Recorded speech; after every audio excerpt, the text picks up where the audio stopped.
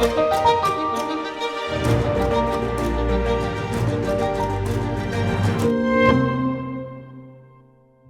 following is a conversation with Cameron Powell, a lawyer, an author, and a public speaker. I would like to also thank everybody who is watching this podcast. I just started a month ago, and this is the fourth conversation, and we already have 4,000 subscribers and 25,000 views, which is beyond my wildest dreams. If you are not yet subscriber, please subscribe, share, and like, and recommend it to other people. And if you really, really enjoy it, there is a Patreon link in the description. Welcome, Cameron. Thank you very much for agreeing to do the podcast. So just to set the stage before we go into the details of how AI is used in moderation, one say, or censorship, other people would say, what is the reason that we even care about free speech? And do we, and what are the limits of this free speech? Yeah. Why do we even care? Yeah. A lot of it comes down to sort of the search for the truth. You can't really have a democracy if you don't have an agreed upon sense of what's real, for example. And we know from history that anytime someone has wanted to assume dictatorial, autocratic type power, they start to muzzle professors and journalists and activists and so forth. So we know that removing speech is something that facilitates dismantling democracy. On the individual level, I mean, I know we can go into more detail, but it's really a way of there's the benefit of what I'm able to express, which aids me in my growth, my self-expression, my emotional evolution, spiritual evolution. And then there's what I'm able to hear from others or read from others, which has the same benefits, but the two are crucial to, I think, the dialectic where most human innovation occurs, and that's in conversation. So if one side is continually shut down, or if I can't hear something you're saying, we're not really in a conversation. Mm-hmm. I think there is a prevalent belief, which is new. I'm new to US. I'm here less than 10 years, but it seems to be new to the US psyche, to the common system of beliefs, which is that in order to prevent extremism, you need to limit speech, which is opposed to what we believed in and since Enlightenment, which was exactly the opposite. In order to prevent extremism, we need to allow speech for simple reasons. Like if you allow even extreme views, then you can ridicule these views and destroy them with arguments. If you disallow them, then they become attractive. They become little conspiracy stories that become attractive because you're part of like the hidden society of QAnon who knows, right? Yeah, that's who key part of kind of a conspiracy mindset is a kind of a two parts. One, I get to belong somewhere where maybe I wasn't feeling belonging by the people like the speaker, but now I'm in a sense of a group that believes the same thing. And two, I have access to secret knowledge, and there's a certain superiority I feel over you, and that makes me feel safer because I know stuff you don't. That's important. And that alone, I think, as an emotional attachment to a position is what I think can trap people in that kind of thinking. Yeah, and why I'm pointing out that it is changing is, for example, this was quite a drastic example. I think a few days ago, 60 Minutes did an interview with prosecutors from Germany who are prosecuting people for calling names on politicians. Is it a crime to insult somebody in public? Yes. Yes, Yeah. it is. And it's a crime to insult them online as well? Yes. The fine could be even higher if you insult someone in the internet. Why? Because in the internet, it stays there. If we are talking here face to face, you insult me, I insult you, okay, finish. But if you in the internet, if I insult you or a politician, That sticks around forever. Yeah. The prosecutors explain German law also prohibits the spread of malicious gossip, violent threats, and fake quotes. If somebody posts something that's not true, and then somebody else reposts it or likes it, are they committing a crime? Yeah, in the case of reposting, it is a crime as well because the reader can't distinguish whether you just invented this or just reposted it. That's the same for us. The punishment for breaking hate speech laws can include jail time for repeat offenders. So, for example, someone called a politician, I can use it because here we can say whatever we want, Dick. Someone called a politician Dick, and they were arrested at 6 a.m. The police came to their house to arrest them for this because the word is offensive, right? It is offensive, there's no doubt about it. We shouldn't use it in public speaking, but should it be a crime? But what was worrying there is that CBC, which is a liberal leaning CBS. yes, CBS, of course, sorry, which is a liberal-leaning media outlet, argued that the allowance of free speech led to Nazi Germany, to National Socialists to win in Germany. He was standing in a country where free speech was weaponized to conduct a genocide. That is a fallacy which is even known in That's history, upside down world. because it was exactly the opposite. The reason why Nazis came to power was because they were heavily censored. So people, workers, felt that they belong to some organization which will help them, right? And they could like hide this belief and worship their Führer. And that worked exactly because they were heavily censored and heavily fought against. And then they did, of course, the same thing and worse. That's no doubt. There was no freedom of speech whatsoever during the Nazi Germany, right? But it's surprising that the liberal outlet would make this basic mistake. It's exact opposite. So do you see that? Do you see like this shift in society? It's this strange shift, at least maybe not. I don't know. I mean, maybe there are certain kinds of metrics of, I don't know, attempts to organize opposition to someone who said something on campus. Maybe there's more of those now than there used to be. Maybe they're just more reported. I don't know. I mean, certainly in the 60s, there were a lot of people who were trying to shout down speakers and get them disinvited to campus, and they're protesting the war.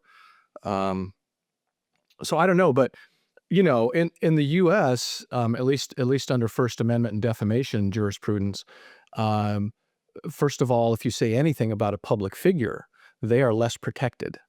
If I say something defamatory toward you, like you're a criminal, or as Elon Musk has gotten into trouble for, calling someone a pedophile, and something that's probably defamatory, then if you're famous, you have to show that I had actual malice. Like I have a much higher level of trying to hurt and do damage than just sort of, saying something random about another person, right? So that's the first issue is in the U.S. I mean, no, I don't. I think we're far from having somebody arrest somebody for that and getting anywhere past that as authority figures. The second defense in U.S. and probably other jurisprudence is the truth is a defense. So if a politician really is a dick, then what are they going to do? That is a great segue. Are there any politicians who aren't? Okay, maybe I will cut this out. We'll see. The strange thing, I wanted to mention this because I come from Poland and I was raised in communist Poland. And first of all, we were actively censored. So for example, when I was 6, I have always this anecdote. I was raised to be super anti-communist. And when I was 6, I was going by bus and I told someone in a bus quietly, but not too quietly, I said, "Do you know that communists are bad?" And the whole bus became quiet. Oh, wow. It was 1986. That needs to go in one of your movies. That is a scene. Yeah, and the whole bus went quiet because it was during Marshall State. So the people were arrested for opposing views, right? So that's one side of a coin, and that brings me like closer to free speech absolutists. But then another side, which I think I changed recently, was that in Poland, it is illegal to promote or even mention any symbols which are related to communism or Nazism.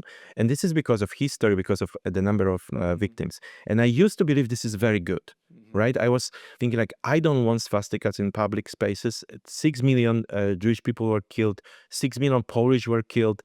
Enormous number of other nations. So I just don't want to see this sign, period, right? And it's not disputable. And I was absolutely in support of this. Then I came to US and I heard about this, which was outrageous for me initially. This idea, like the Supreme Court decision to allow Nazis to walk through the neighborhood of Skokie, the Illinois. right of the Holocaust survivals. Mhm. And I was like, how can you do that? How can you allow that? This is insanity, right? Yeah. Or Ku Klux Klan marches and so on, right? But slowly by slowly, maybe becoming more American than Polish, I start to value, I understand the consequences, I understand the issues, but I start to value the freedom of speech more than the harm it can cause, the permission to say things more. And the reason is that there's always someone, if you limit it, there's always someone who has to make a decision. Mhm. And what is allowed. And that's the problem. You cannot make an objective decision. You cannot make a cut. What is actually, well, we have a cut on if you incite violence. That's obvious. Like, you don't want people to say, like, let's go and kill people, right? But other than that, it's very difficult to cut. Like, when where is it just offensive and when it becomes like a super dangerous? Well, there are a number of sort of well-known exceptions in American law. I mean, you mentioned one, which is incitement to violence. Sometimes those are called true threats. Well, incitement can be inciting other people, which does have to be pretty severe, because you do see people using, sort of stochastic terrorism, where they say, well, hey, my followers, some of you of whom I know are unhinged, sure would be really great for America if this thing happened to my opponent, right? And you can wink and all that, and that's legal. So the incitement has to be pretty obvious. If it's directed between people, then it's called a true threat, right? Have I said something that actually puts you in sufficient fear of physical harm that it qualifies as a tort? It's like an assault, right? Because I've just made a credible threat that puts you in an emotional state, which is going to shorten your lifespan and harm your health, and may give you PTSD and whatever. And so that's actionable. Defamation, right? If you say something that is false and that you knew to be false in particular, that's a problem. And then there are other things like fraud. If I induce you to enter a contract by lying to you about my company's prospects or something like that, or we have this contract, or, we have this deal with this celebrity, and then it's not true, I can't just say, Your Honor, it's a free country. Yeah. Right? It's not that free. So, it tries to look at the harm and how objective is the harm. And there are a number of things that involve some kind of speech that, where the First Amendment law carves out exceptions. You can't go through a quiet neighborhood at 3 a.m. shouting into your bullhorn, right? Why not? Well, the First Amendment's bounded by, and a lot of the amendments actually are what we call time, place, and manner. Is it reasonable? So sometimes you'll get that kind of thing. Is it reasonable, to restrict these people to daytime hours? Because that's not really restricting their speech enough. Or like today, is it, if the government was trying to shut down somebody on campus, the situation might not be as bad as it was in McCarthyism, where people were driven into exile, lost their jobs, committed suicide. Now you've got the internet and many other ways and platforms, right? So the harm sometimes of getting deplatformed somewhere is a lot smaller than it used to be. But and there's other speech that would take you in the area of a kind of a not liability, like negligence. Like, people often say, the exception to speech is you can't shout fire in a crowded theater, right? And they often say it that way. But you can shout fire in a crowded theater if there's a fire, right? The actual quote is, or the idea is, you can't falsely shout fire in a crowded theater, knowing it's false, and then people in the stampede get injured. Right. So there's the law does try to look at, is there harm, and how knowable was it, essentially, that there would be harm that follows. And these are all reasonable limits on speech. The problem I see is when the speech is limited, kind of like in the case of the fire in theater, depending whether it's true fire or there is no fire, the speech is limited on the judgment about the truthfulness of that statement. And that comes to deeper philosophical question: how do we know that something is true or not? We could discuss it for hours on the whole history of epistemology and understanding what truth means, if it's truth objective, right?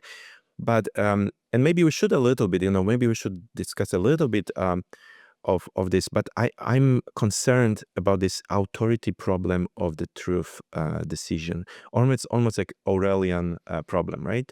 I don't want to see on anything that is not obviously objective. There's either fire or there is no fire in theater. Any limits on stating something that could be true and is probably could be. Is it possible? Probably not falsifiable, obviously, right?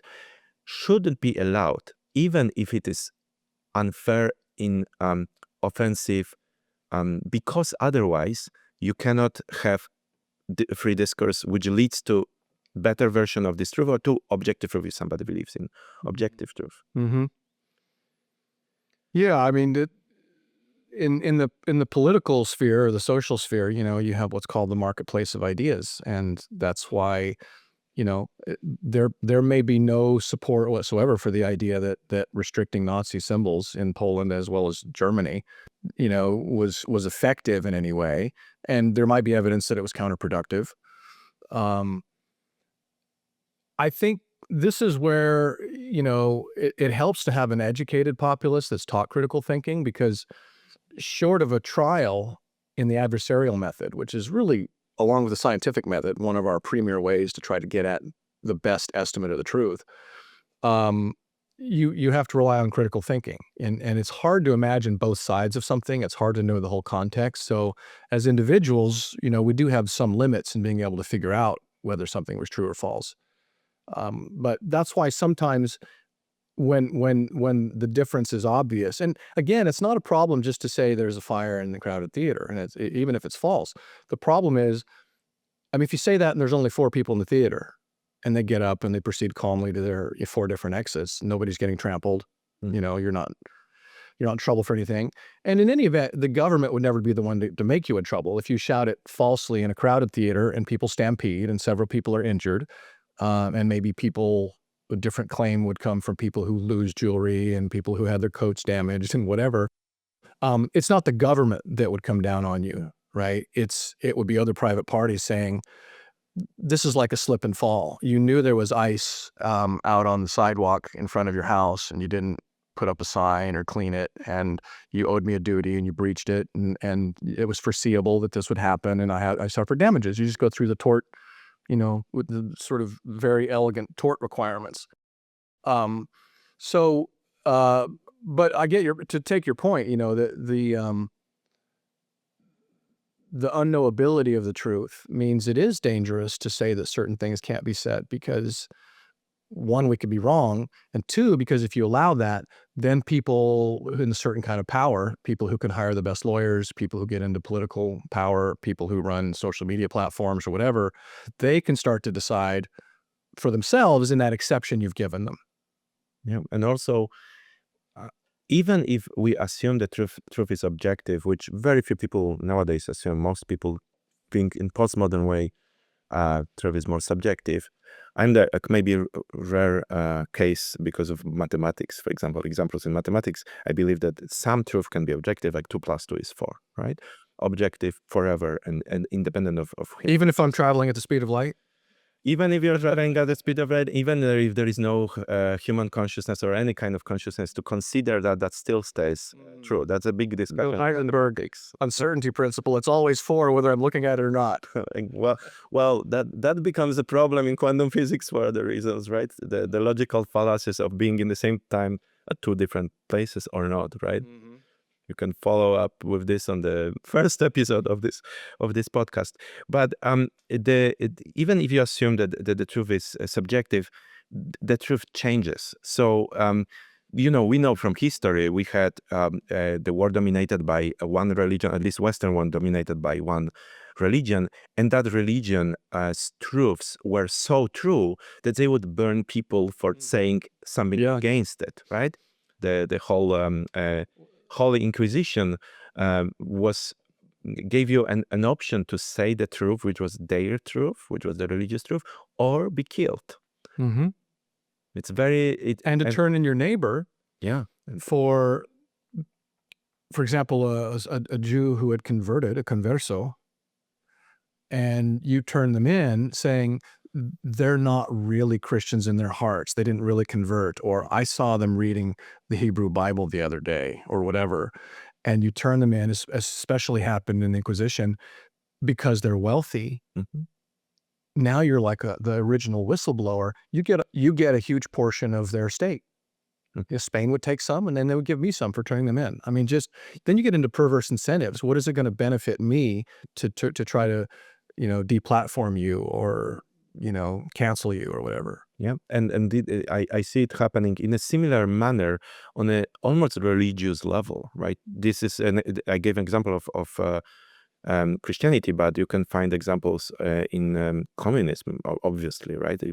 There were in North Korea, children are denouncing their parents. Mm-hmm. So this goes to another aspect of truth seeking. Is I think people are naturally leaning toward truth. They want truth, but that can be overridden by religious or ideological beliefs.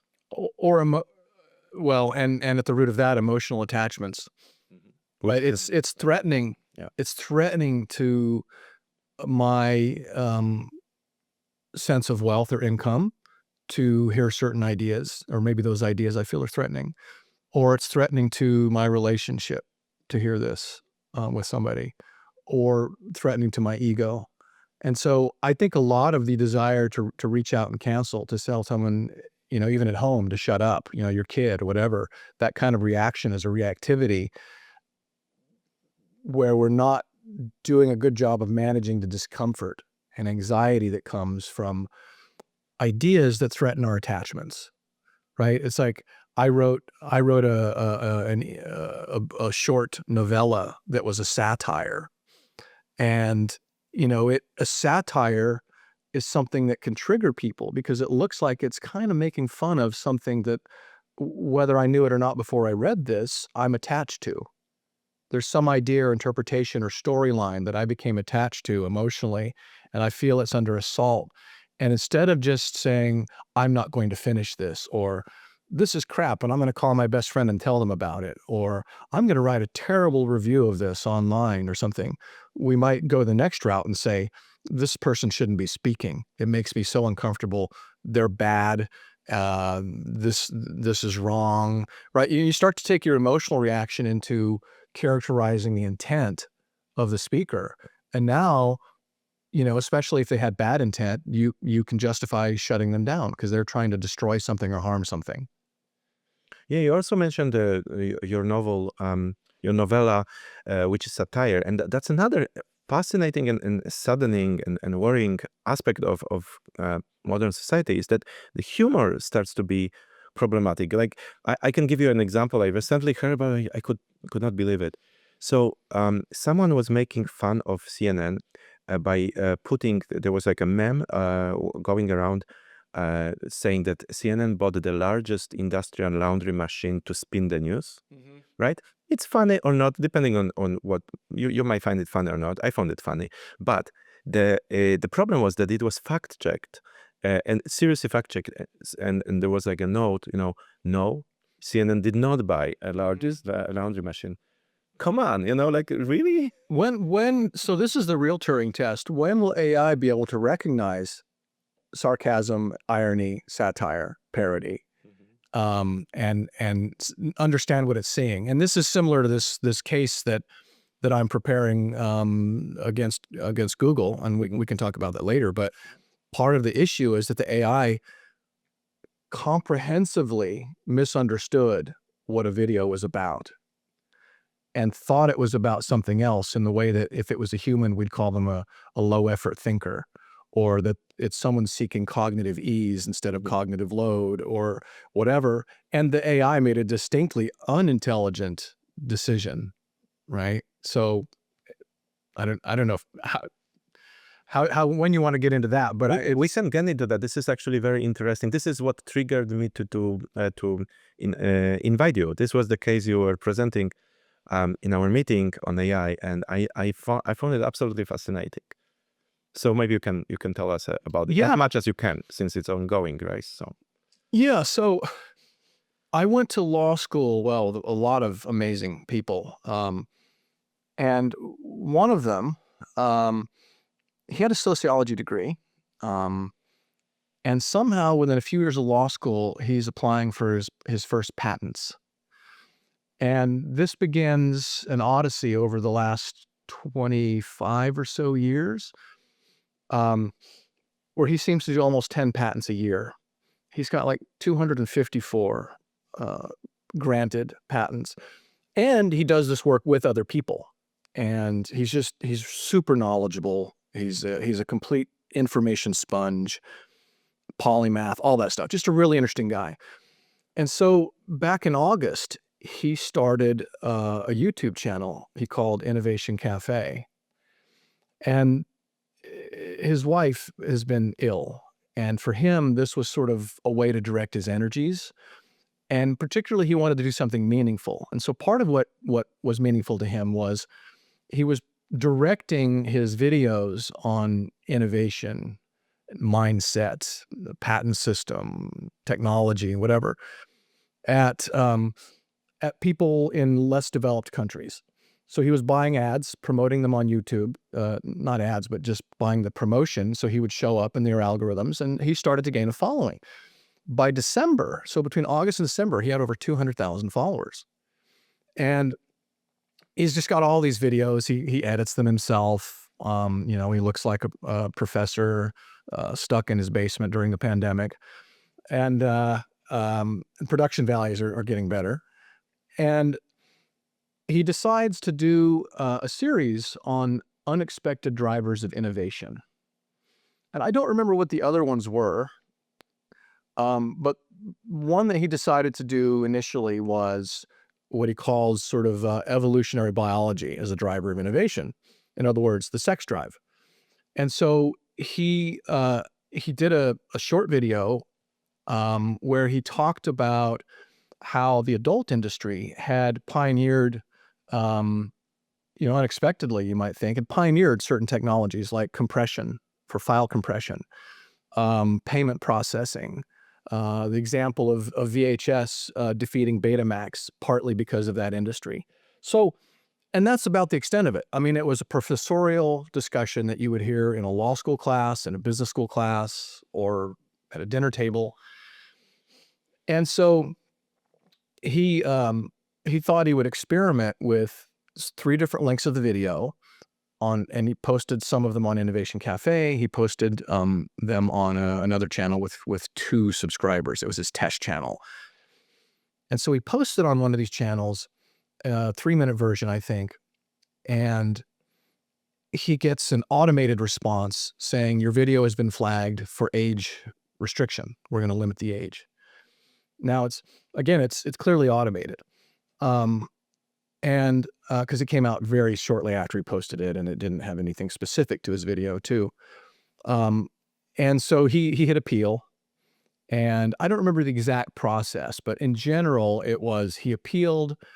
I think it may have reversed itself, but then it came back on a different channel and flagged that one. And he appealed, and at some point, maybe it said no to his appeal. But since he had a certain number of users, he was able to reach out to a human. So for many creators on YouTube, it's a bit of a dystopia because you can't reach anybody, you can't appeal.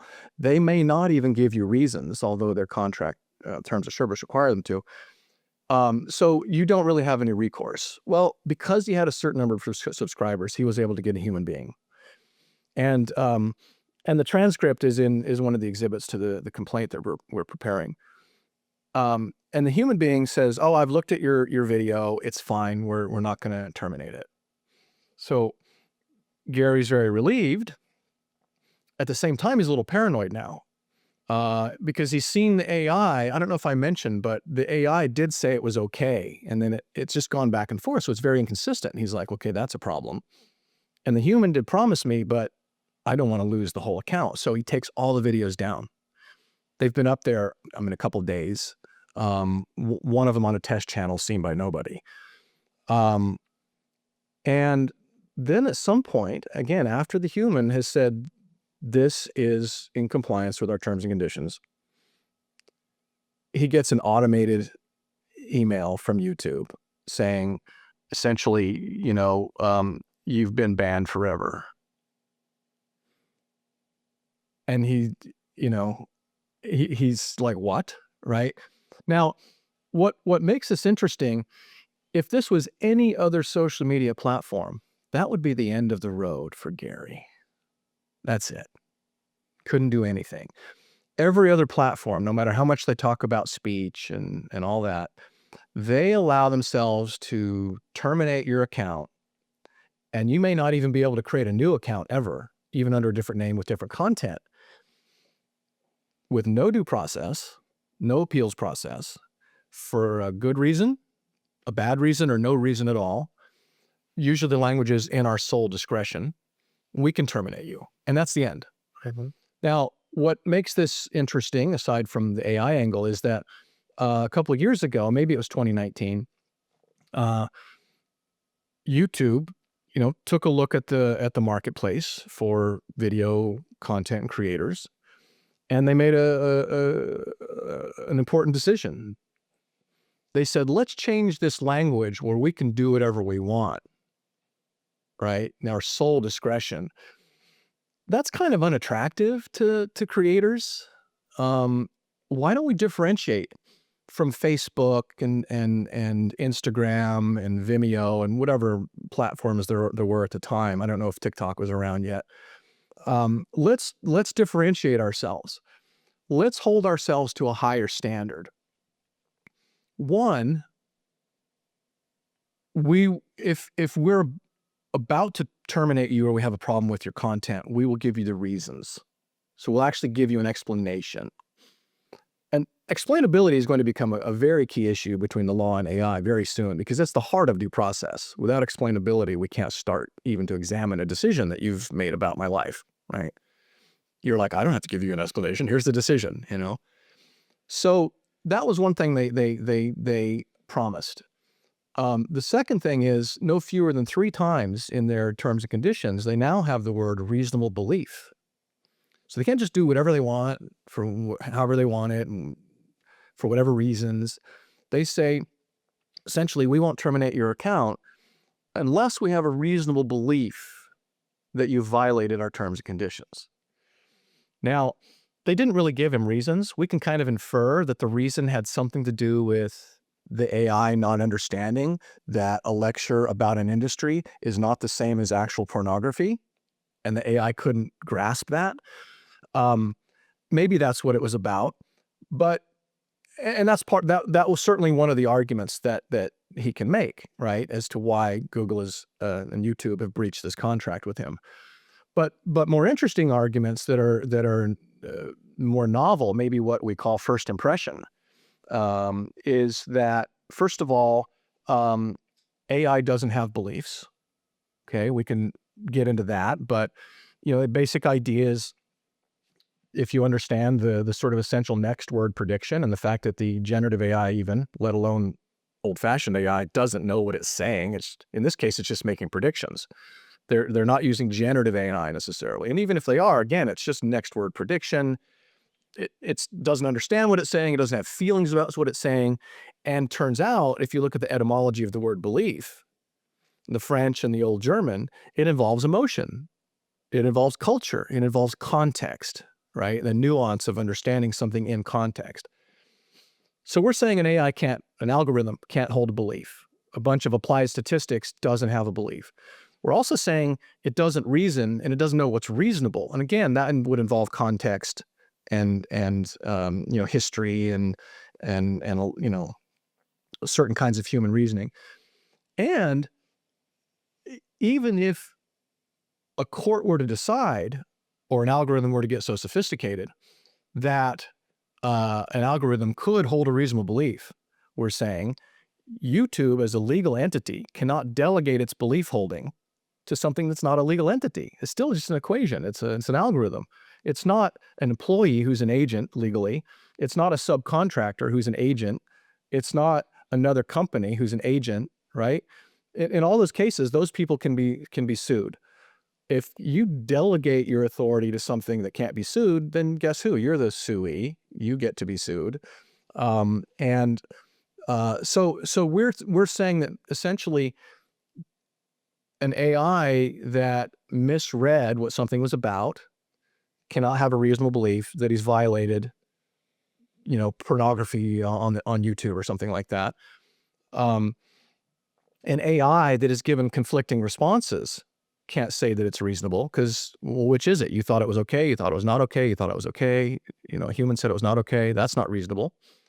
An AI that doesn't learn from, it can't be trained by the human who said this is fine. I think sometimes they use the phrase steering as well. Like, can you steer the AI into the right answer? Well, a human looked at this and said, this is not a problem. It's as Gary will say, kind of a yawner,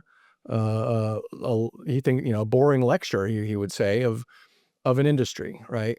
So that's the essential argument that I find most interesting. There are other potential arguments that get to the idea that by holding itself out as being different from the others, YouTube gained advantage. And if YouTube really doesn't have to have a reasonable belief, but just terminates you because it feels like it, or its algorithm feels like it in its reasonable belief, then that promise of due process is illusory. And so there are anti-competition statutes that give you a cause of action there, including a collective action, even potentially a class action. So this potentially goes beyond Gary. I don't want to discourage YouTube from having the best standard of all of these platforms. And they have to continue to use AI. There's no question. There's millions of hours uploaded every day. Humans could never keep up, right? So they have to use it. But we're saying there are more intelligent processes that you can put together that involve the algorithm working in concert with the humans, especially because this is all new, but because also that's part of the appeals process. At some point, we all want to have accountable humans involved in decisions that affect our rights, right? At some level, there has to be some appealability where I can say, why did this happen? This is so brilliant. I hope this case will, first of all, become a class action. Second, go to Supreme Court and make a decision for all other cases. The idea that the AI cannot objectively hold belief, or even like we had in the last podcast discussion whether AI will ever be considered conscious. I believe AI will not be conscious, but will be considered conscious by many. There will be many people who will be fighting for the rights of AIs, despite the, in my opinion, impossibility for a universal Turing machine to ever be sentient. I agree. So even if that was true, we will need to kind of assert a supremacy of humans over machines in decision making about humans, because otherwise we are going a very dangerous rabbit path. This, regardless if the AI will be smarter, regardless if the AI decision will be proven to be more better, literally in more cases On average. right on Yeah. average. If something's better on average, by all means, use it for the first cut. Yes, but not ultimate decision. Yeah, if a problem occurs, if we see that one of those data points did not turn out as we expected, i.e. there's an appeal and someone has a reason, okay, we've got to get out of the system. Mhm. But this is interesting from legal perspective, although I'm not a lawyer, but there's like at least two aspects which are very interesting about it.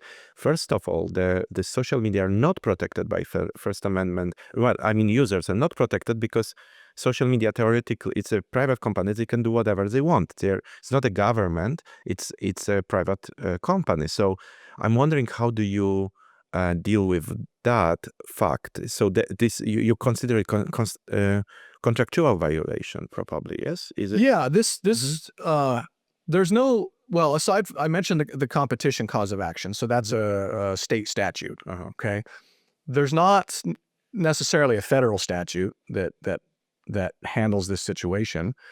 It's not a constitutional matter.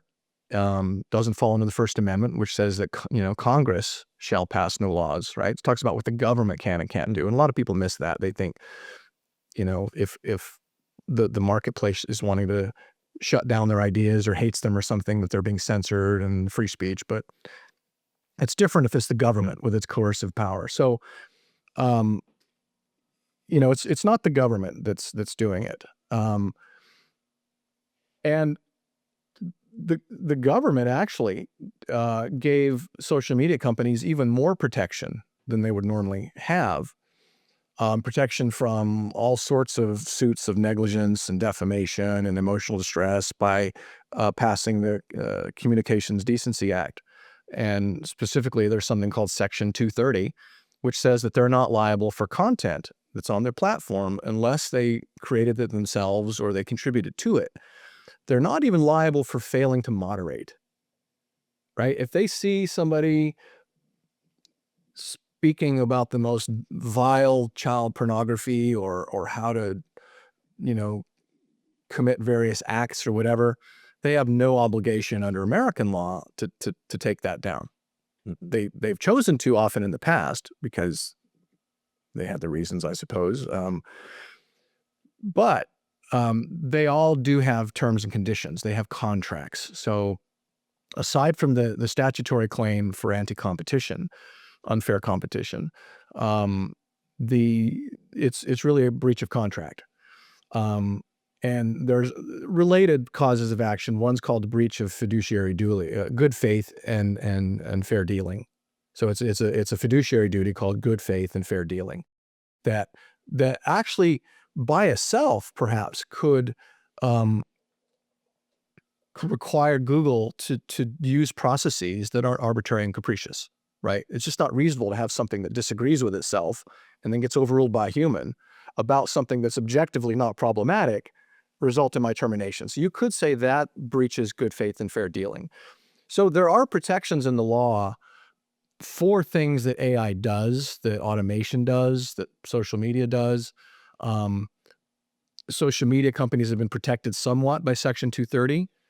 But they're certainly, if they're going to hold themselves out as offering a certain kind of due process, then you can try to hold them to account to offer that process. And my understanding is that there are large groups of former YouTube creators who've been deplatformed or accounts terminated, who didn't get a reason and don't understand why, and maybe think it's unreasonable. And some of them may be right, some of them may be wrong, but it seems like it's a fairly significant problem, and I don't really know that there have been solutions, and so that's what we're exploring. Yeah, I see like a conflict between Section 230 and the ability to terminate accounts. You should have one of them, right? Like if AT&T is not responsible for the fact that someone makes a call planning a crime, that doesn't mean that AT&T now can cut discretionary phone lines for people, right? That I think, I don't know the law, but it would be reasonable to assume that if you have this kind of protection, then you cannot then at the same time say like, we're cutting your line because we don't like you. We're like discriminating against, let's say, a certain group and saying you will not have a phone line with AT&T. But it seems that doesn't apply to social media, right? So you have 230 protections. You're not responsible for the content, and yet you are allowed to block YouTubers. That I understand that from the private, like libertarian perspective. Libertarians would say that, well, it's a private company and they protect their brand. That's fine. Like in extreme cases, I understand that. But arbitrary decisions about cases like you present, I believe, I still don't fully understand why only the word believe there is the only recourse, and you cannot have, for example, a case against other social media which don't have that. Yeah, well, it all comes down to their contracts, and the rest of them all appear to have decided that they have enough market power, perhaps, maybe because they're an oligopoly, right? That they can afford to give you a contract, to make an agreement with you, come on our platform, contribute to its value, leave content and comments and put up videos and your interesting ideas and your photos. Give us all this value. Build up a brand. Run your entire business here. Get all of your clients, customers, many of your friends here, and come and do all those things. And we think you'll do it, even knowing that we could shut you down tomorrow without giving you a reason. Mhm. And there- YouTube decided to do it differently. I understand that, but there aren't other social media which don't have the word believe, which makes it like you can't hold belief for AI. Aren't they bounded by other laws? For example, non-discrimination laws. They can like block a certain subgroup of people. It could be, yeah. There are things that start, if you start to target, if you were, but again, there you're violating existing statutes that are protecting people from certain kinds of targeting, right? We don't, and those only protect certain generally, underprotected groups. There's not like a niche for everybody, like guitar playing filmmakers from Poland. You don't have your own lobby. I see.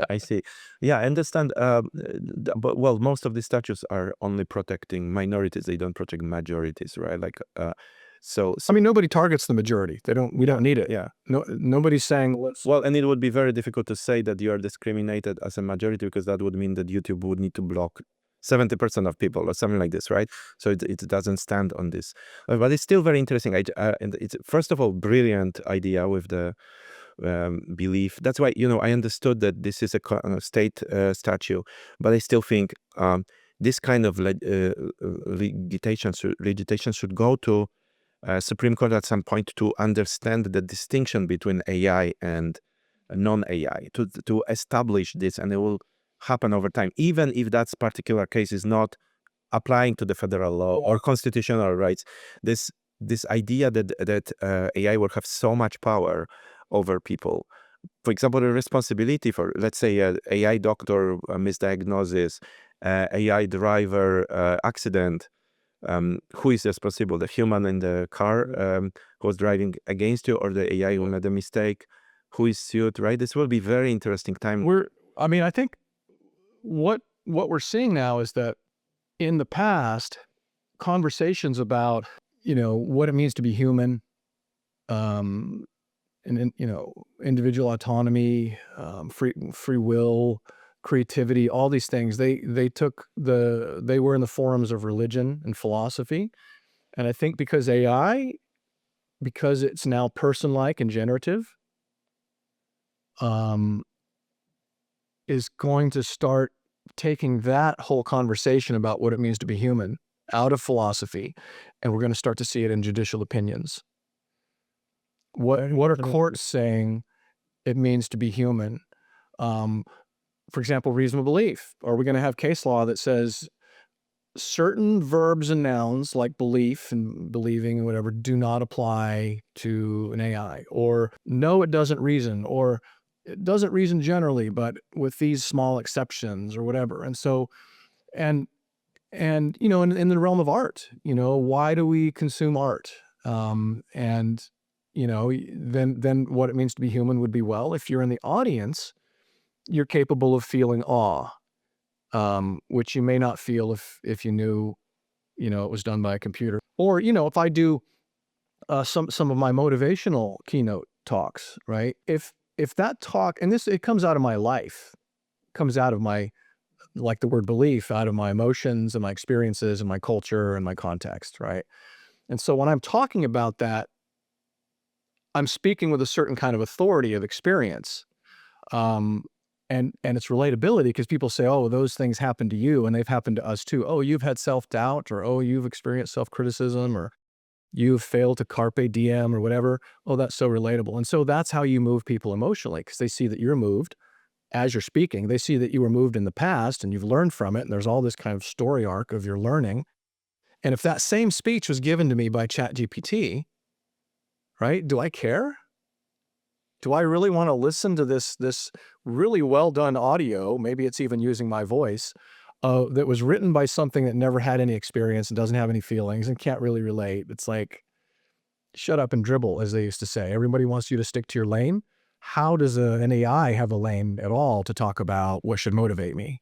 I disagree with you here, and not on the principle level. I still, as I said, believe that AI will never be sentient. But Mike Triano, the AI specialist in the two podcasts ago, gave me a very cool example. So in the Star Trek series, there is a doctor who is a hologram. And initially, everybody, an AI hologram, and everybody initially said, well, you are an AI hologram, so we don't need to treat you nicely because you are an AI hologram. But over time, the hologram learns, experiences emotions, right? Computes emotions, expresses the computed emotions, relates to people, becomes friends, talks to them. And over multiple series, at the end of one of the seasons, everybody considered that AI equivalent of a human, despite the provable fact that they are not. And I think this will literally happen and soon with the agentic AI, because agentic AI will learn from the experience, will adapt to your personality, will become your best friend, will be the better simulated friend than understand you better and help you more in a sense than humans. Emotional support AI is the future. Exactly, right? So then there will be very strong belief among people that we have to treat AIs as humans, and I think people will literally fight, like people in 1960s fought for civil rights, right? They will literally fight for rights for AIs. But in the second case, There are already groups that are they are already, they're already around. and I think it will happen, and I think it will be. What would be the test, even the legal test, right? Like, as I always say in the podcast, I'm a synopsis, so I don't believe you guys exist. You are just a pigment of my imagination. I'm have a conversation with you, and I'm the only consciousness on the planet, right? So I'm very happy to have a very smart people to converse with me, but I'm conversing with myself, right? No, I don't really believe it, but you can believe it and prove me wrong. Good luck, right? Yeah. It was people try that for hundreds of years. It's impossible. And the same issue will happen with AI. How are you proving that someone is not conscious, right? How do you prove that there is no qualia, that there is no strong AI, to use the technical term for it? It's improbable. So how do you think it will be possible to do that in law other than asserting it? Other than asserting it. I don't know if there's going to be a test for consciousness that's objective. I think you can make certain inferences, like, well, let's say what it might come down to is a court in a certain situation. Let's say whether an AI should be shut down or something. Yeah. The court might look at it and say, well, are there two things? One, does an AI have the right to live, to exist? Two, does an AI have a right not to die? Which is a slightly different question, to sort of, is it harmful to tell it it's going to die, or just to shut it off? And you can say, well, that's not harmful, right? They didn't suffer before they died, right? It's like a meteor strike or something that you didn't know was coming. And they also didn't die because you can switch them off. That's like stopping time and then switch them. Sure, it's cryogenic. So there will be a different reason, deleting the hard drive and running the computation. So often I think what it'll come down to is, and again, this is much of the law. If there's no harm, then you often don't have a claim. And this is most clear in tort law, where there has to be some harm. You can't just say, this happened to me, that guy's at fault, and I'm okay. It didn't hurt me physically, and didn't hurt me emotionally. No one ever says that. They say this caused emotional distress, and and it did. Some things are very stressful, right? But the bigger question is, how will we ever show, how could AI ever develop? And if it did, how could we show that it was capable of suffering? That we didn't feed it training data that it wanted, and so it's sad, or that it's developed an attachment to its companion human, like these replica cases, right, with the AI avatars, or this really, I think, disturbing sub niche of AI avatars, which is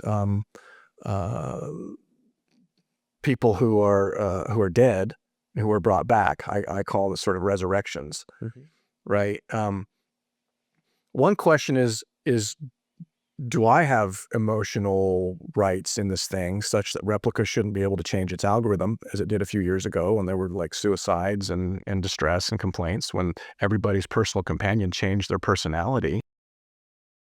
But is the replica, is the avatar ever going to be able to experience, again, and I think it conveys a misunderstanding of either what AI is or what consciousness is or both and how it develops. I mean, we don't even know how it developed over 4.5 billion years on this planet, how that spark happened, how it happens every time, you know, an egg is inseminated. We don't even know, but how do we imagine that's going to happen within an algorithm, right? So, can we ever prove suffering?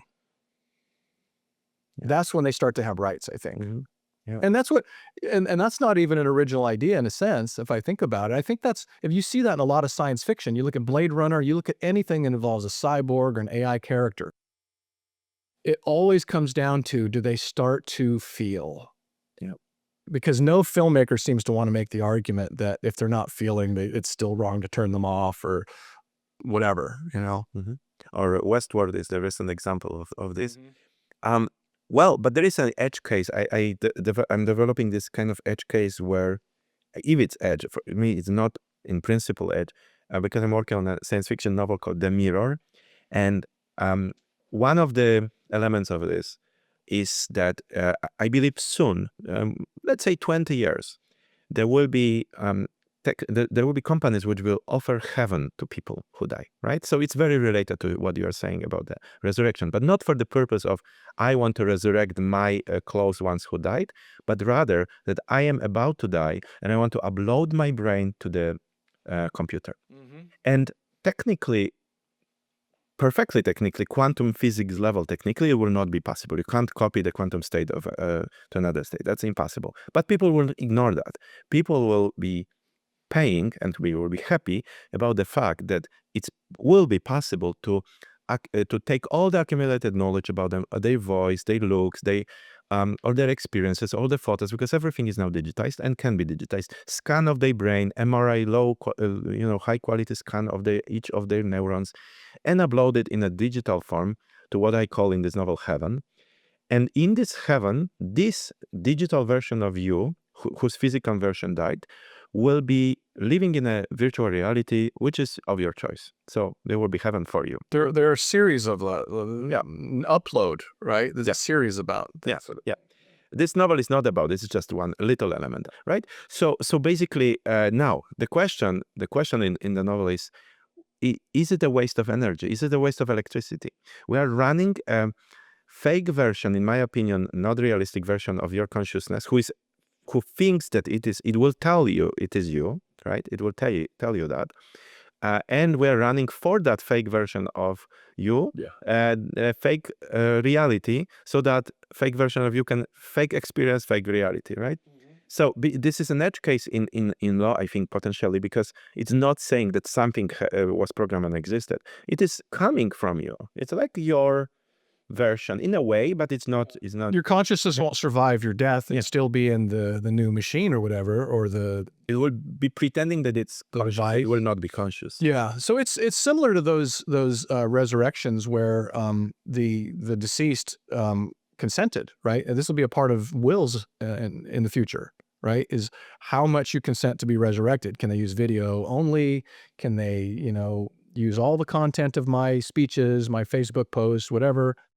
But yeah, that's the interesting question.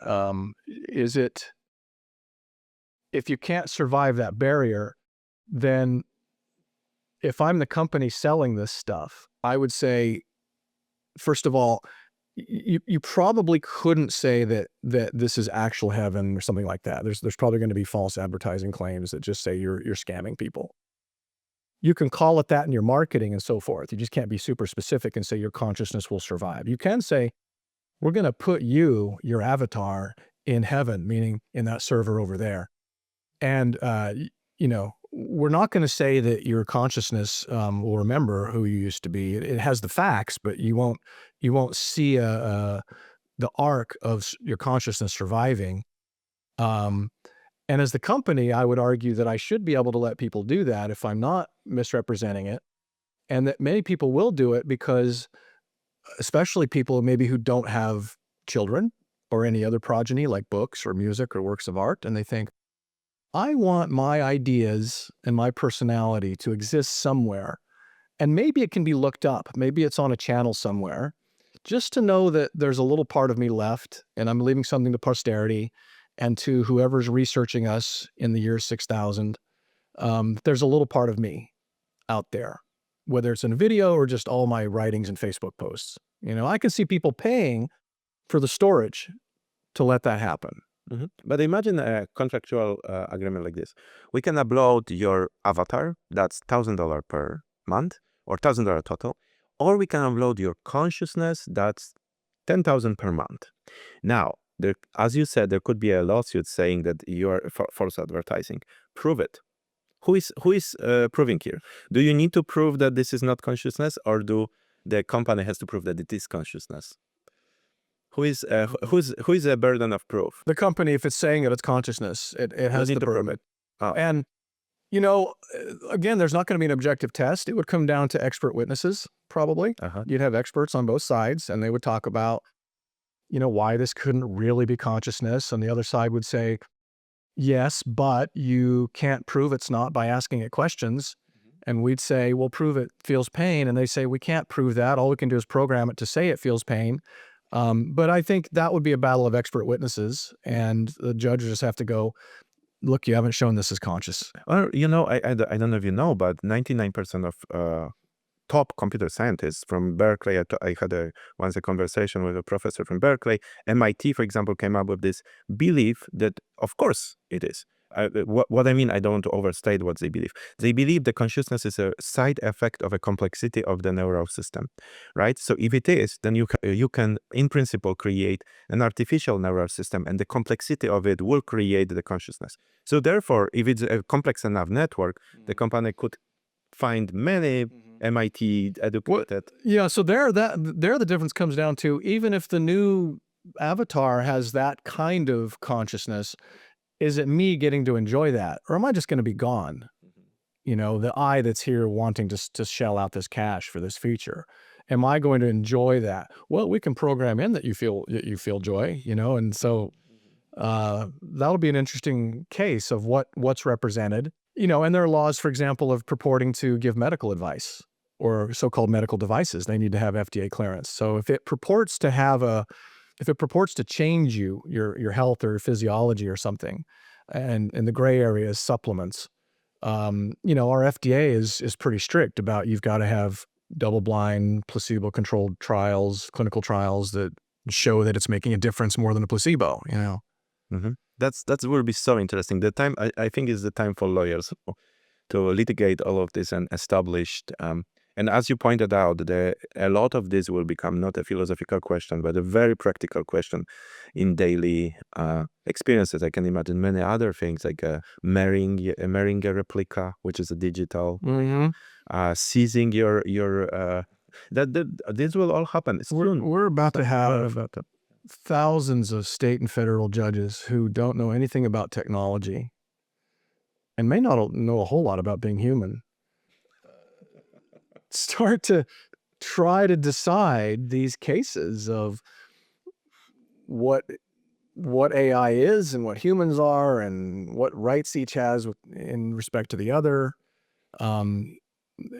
It's going to be very interesting, because right now patents are known to be so complex that we have a whole separate federal circuit for them. Right? There's it's not the First Circuit Court of Appeals up in Boston. It's not the Second Court of Appeals, headquartered in New York.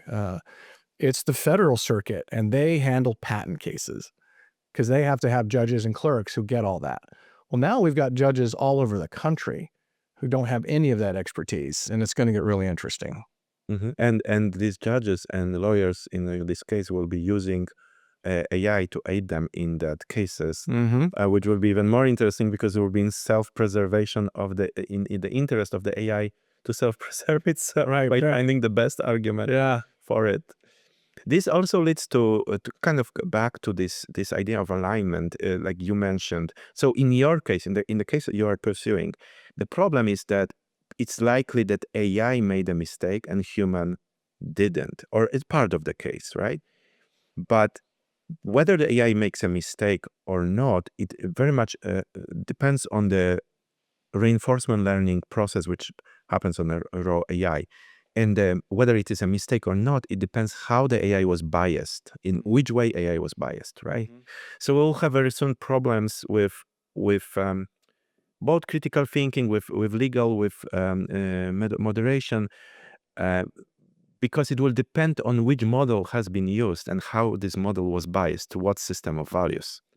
That would be very interesting, right? So what do you think? Like, do you think there is a chance that we will come to truth-seeking models, or we'll see the opposite? It will be extreme bias. Everybody will have their own little, no, conservative model, progressive model. I'll tell you, understanding what little I know about some of the AI systems already out there that are adversarial, and seeing how that produces better results, and my own faith in the adversarial system, that no search for truth can sort of develop out of sort of one perspective or consciousness, let's say. It really has to be tested by two sides, sharpening their arguments more and more. And in the best case, that's lawyers and their scientists both putting out the best possible arguments with the best possible evidence, and then finders of fact, juries or judges, assessing those best possible arguments and doing what human beings at this point only can really do, which is figure out what's reasonable in this context. So much of the law comes down to reasonable. And what is reasonable, as long as it's decided by humans, we can come to at least an agreement that majority or that particular jury believes it, right? The moment we involve AI, what is reasonable will be what AI considers it reasonable. What I'm trying to say here, because I'm not being clear, is that even I noticed that, right? So first of all, I use AI in teaching, and I use AI on daily basis all the time in programming, in doing my startup. What happens after a while, as it happened yesterday, I trust AI, even though I know it can hallucinate. I trust its judgment so much that I don't even verify the output, right? Because it's long and so on. So it's a lot of work, right? That's the work we were trying to avoid. Right, exactly. Especially on reports. I'm so happy that I don't need to write the financial reports, for example. I can generate them, but then I should at least read them before submitting, right? So what I mean is I have a feeling that for us, since we know it's new, like for me, it's new. I look at it, I'm like, it might lie, it might be mistaken. 99.9% of time it's better than human output, but 0.1% it will be totally wrong. But do you think the next generation will have this? I think they will just accept it as the authority, almost like a, oracle. Well, we do that already as humans. Cognitive scientists will talk about all the evidence that we seek cognitive ease in things that we do. We want thinking that's easy. That's where we come up with rules of thumb and rubrics and frameworks and stereotypes and all the bigotry. In fact, there have been studies showing that bigotry is highly correlated with low effort thinking. So when they give people tests to do and the people don't generate as many responses or don't solve the problem, or they're not as creative as judged by other people, those same people convey more bigotry in their responses to, what do you think about this kind of person and that kind of person? So it's a shortcut. And we've always wanted shortcuts. We've always also wanted that there are clear black and white answers that comes from some divine or expert source, the man in the sky or whatever. And we're very susceptible to that. It's why we accepted monarchy and divine right, and it's why we put certain traits on celebrities, including royalty today, who don't have any power but still have a title. And it's why we're doing it with AI now, because it's so person-like and authoritative. We are at great risk of being influenced by it. And sometimes that influence can be very positive, but there are things that it can get us to do because it's person-like. Yes, you are right. The historical danger was always this idea of that there is someone from above, or like some objective truth which we need to all abide by and forget about the cases when it is evil or immoral. But there is also the other side of this coin, which is the postmodern view, that there is no ever any truth or any objective system of value.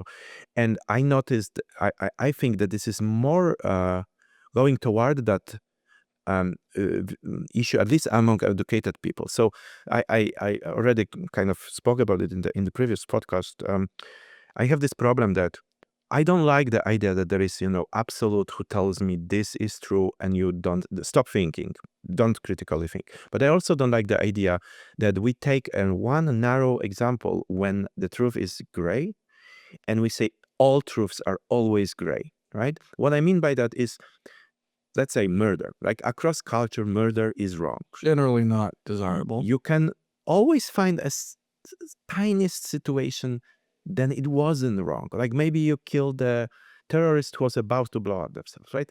You can argue something like Well, that, right? you're talking about killing. Murder has that specific definition that there was no self-defense and so forth. Yeah. So then you can imagine like, you can probably imagine something for the greater good, like some kind of trolley problem situation. Yes. When it would be justifiable to a degree, right? So these examples will be given to teach critical thinking. But the next step, and I'm fine with this, the next step is that what we come in the educated society, let's say, then everything is like this. We go from like, this is an example of grayness, and we say, therefore there is nothing objective. And that I have a big problem with that because this is also fallacy. Both are fallacies. The absolute and the no zero absolute whatsoever, right?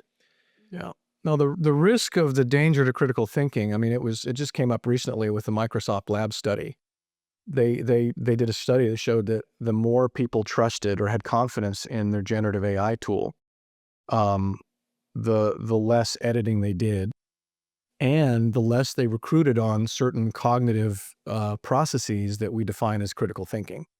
In other words, editing, revising, curating, modifying, doing a new search, adding that. In other words, something very similar to the writing process is the dialectic of conversation, I think, is where we need to be with AI, particularly if we don't want to have early onset dementia because we've stopped using critical thinking at some point. Like we could be the first generations that have dementia set in sooner because there are whole swaths of critical thinking and memory and visualization that we're no longer doing. Like I don't have to know how to get around anywhere because of GPS. And what do you know? I now don't know how to get around anywhere without GPS. Perfect example of this problem.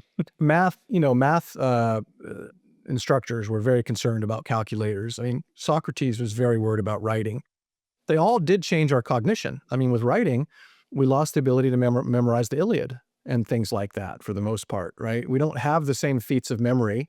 We have, in fact, attention spans that are extremely short now. There's no doubt that technology always distorts the brain and consciousness and probably even evolution. And so I think is a best practice for employers and employees, for parents and children, for educators and students is to teach the art and the science and the joys and the benefits of revision, of editing, of drafts. I mean, there's a benefit certainly for just putting out this conversation as it is, right? But there's a lot of formats of getting across information where I don't want your first draft, whether it came from your head or ChatGPT. I want something that's been mulled over. You had an insight on a hike. You had an insight in the shower. You talked to some other people and got this great way of thinking about it. And like the writing that I do, it goes through draft after draft after draft until it's something that has some originality in thinking and expression. Even if it's minimal, it still might be entertaining or enlightening. And it's, Don DeLillo, the great American novelist, he once said, he often doesn't know what he thinks about something until he starts to write about it. And he also said in that same conversation, writing is a very concentrated form of thinking. And I think writing includes revision. So I think, you know, if we want to keep the critical faculties, if we want to do things that other people are more interested in and value because it's condensed thinking and it has the benefits of lots of thought, and as it happens, if we want to preserve our copyrights, revision, editing, that process of more research, sculpting, you know, adding to, taking out, printing another draft or doing another sculpting run, adding to, taking out, doing another draft. If I then compare my final draft to my first draft and I do a red line, and I speak in terms of text because that's what I do, but you could do something similar with visual images and music. I only have copyrights, roughly speaking, in the red lines, the stuff I added, the stuff I took out, maybe the reordering that I made. If you want to preserve your critical thinking, your copyrights, and please the reader or consumer, that's where I think AI needs to go, is we have to learn to work with it the way that chess players are now working with AI, but nobody's saying, go play this match for me. You know, they're still thinking. And in fact, at least as of today, it's the joint teams of humans and AI that actually are the best chess players. They beat AI, pure AI, and they beat humans by themselves. Interesting kind of point. Maybe that'll change at some point, but Yeah.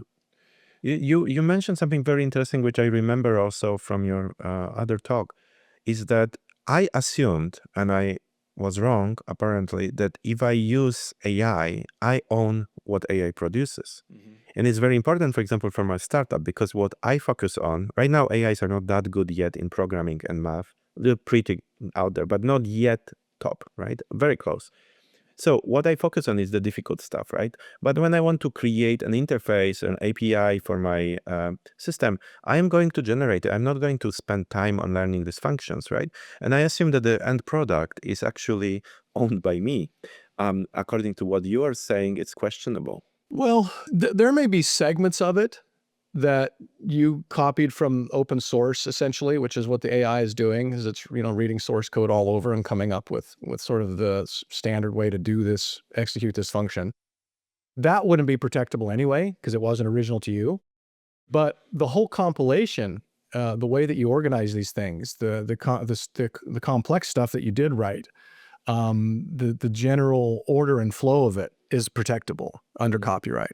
But then how protectable? So what does it mean in practice? Let's say I release an app, is 5%, and let's say 50% of code was generated, but if you look at it and experts say, well, this 50% is almost standard, but there is a 5% which AI originally come up with, and you didn't. That means that the AI company owns 5% of my app right now? Well, so that's an interesting question too. So what the AI vendor produces is going to be a matter of contract, right? So you can contract away your copyrights. And in this case, the AI generally, the vendor like ChatGPT generally is not going to say, we hereby license to you or we assign to you the copyright. Now, there may be another reason they don't do that, where even if they did say you can have it, you still wouldn't have copyright because the copyright law requires a certain level of originality, right? And you can't copyright ideas and you can't copyright facts. And so a lot of what ChatGPT produces is ideas and facts. And what's copyrightable is the way that it expressed them, the specific language it used. But the copyright law, and a gentleman I've met last year named Stephen Thaler has tested this in the Copyright Office and the Patent Office, trying to get copyrights and patents for his AI system, which he calls DABUS. It's an acronym, DABUS. And in both cases, with the copyrights and the patents, the government office in charge of each said, the Constitution and the statutes in this area say that an inventor can apply for a patent and that an author can apply for a copyright on a text, a visual art, and so forth. Those are people. So the courts are already deciding, right? It didn't say that, you know, your AI doesn't have a belief or doesn't have feelings, but they did say This says inventor or author, and we don't accept that inventors or authors at this point, at least what was meant when that was written, that includes an algorithm. So he's lost in the patent cases and in the copyright cases, but his name is on that new law, so he's done us a service. Interestingly, the other main two areas of intellectual property, trademarks and trade secrets, they don't care who authored something. So if I'm prompting and I generate stuff through ChatGPT that I whip into a trade secret, and I can somehow say, maybe because ChatGPT's contract lets me say that ChatGPT doesn't own this and they haven't trained on or remembered this, so it really is a secret, I can preserve it, perhaps. Or a trademark. A trademark does not require a human author to create the logo or the tagline or the slogan. It just has to exist. It has to be distinctive as a marker of goods and services, and it has to be used in interstate commerce if you want a federal trademark, not a state one. And that's it. It doesn't require a human involvement. So that's such an interesting distinction. So if I generate a logo for my company, I can trademark that logo, and that logo becomes my trademark, so it's uninfringible. But if I just tell ChatGPT, generate a novel that will sell best, and I start to sell it, and somebody do zero ChatGPT on it, checking if it was generated, and will find out that it was generated, technically they can start selling the same novel, because I don't have copyrights ownership to it unless I edited it, or the prompt was maybe complex enough to, instead of saying, give me the best novel ever, I said, what is it about, right? I started to speak about, and still that might not be enough because it's just an idea, yeah? So it's not... Well, it is just an idea. If the prompt is sufficiently detailed, there's a possibility you could have a copyright in the prompt. Now, but another person doesn't need your prompt. They just need your output to copy you, right? It's not like they're sort of like, well, I'm going to tell a similar story. And so they do a prompt and it comes out with a similar story. They haven't infringed your copyright in the prompt, and they certainly haven't infringed any copyright in the output. But that is something that I don't know if it's been in any cases yet, but a short poem can be copyrightable. A short piece of code, potentially, if it's really original, can be copyrightable. So it stands to reason that a really detailed and clever prompt, particularly if you've put in hundreds of iterations, that if it's not protectable in case law, Congress may step in at some point, pushed forward by artists and by employers, and say, hey, if someone creates a prompt, of a sufficient length and originality, particularly if they've gone through many iterations to get there, all the sculpting they had to do, right? And this came up in some of the cases in the Copyright Office where a woman was producing a graphic novel, and the AI, she generated the images with AI, but often did hundreds or even thousands of prompts and refinements to get there. So that's a curation process of, similar with photography, is you with a digital photograph especially, you take the picture, you look at it, and you make an adjustment. Well, here's what it came up with. I said, oh, I want you to add a Pixar effect, which raises its own issues, or I want you to do cinematic lighting, or I want a red scarf on this person. And, gradually you're doing things that, okay, the prompt, it's a low standard for originality. The prompt could essentially be like a short story. That's protectable. And so you can't use my prompt, but if somehow you used a different prompt and came up with the same image or story, I can't go after that because I don't have rights in my image or story, just the prompt. Anyway, this woman, I don't remember the name of the case, but she applied to the Copyright Office, and what she said is, I want a copyright in the whole work, which is the AI images, as well as my text and my placement of the images, like the order and the story and so forth. And she said, but I disclaim copyrights in the image themselves. That means she's saying I don't own that. And patent applications do the same thing. They say, we want a patent on this. We disclaim this thing that's obvious and is already out there and whatever. And it's similar with trademarks. You might say, I want, you know, the Covenant as a trademark, but only as used on things like Covenant brand, you know, hockey sticks or whatever, right? So you disclaim only using Covenant, like only I get to use Covenant on anything.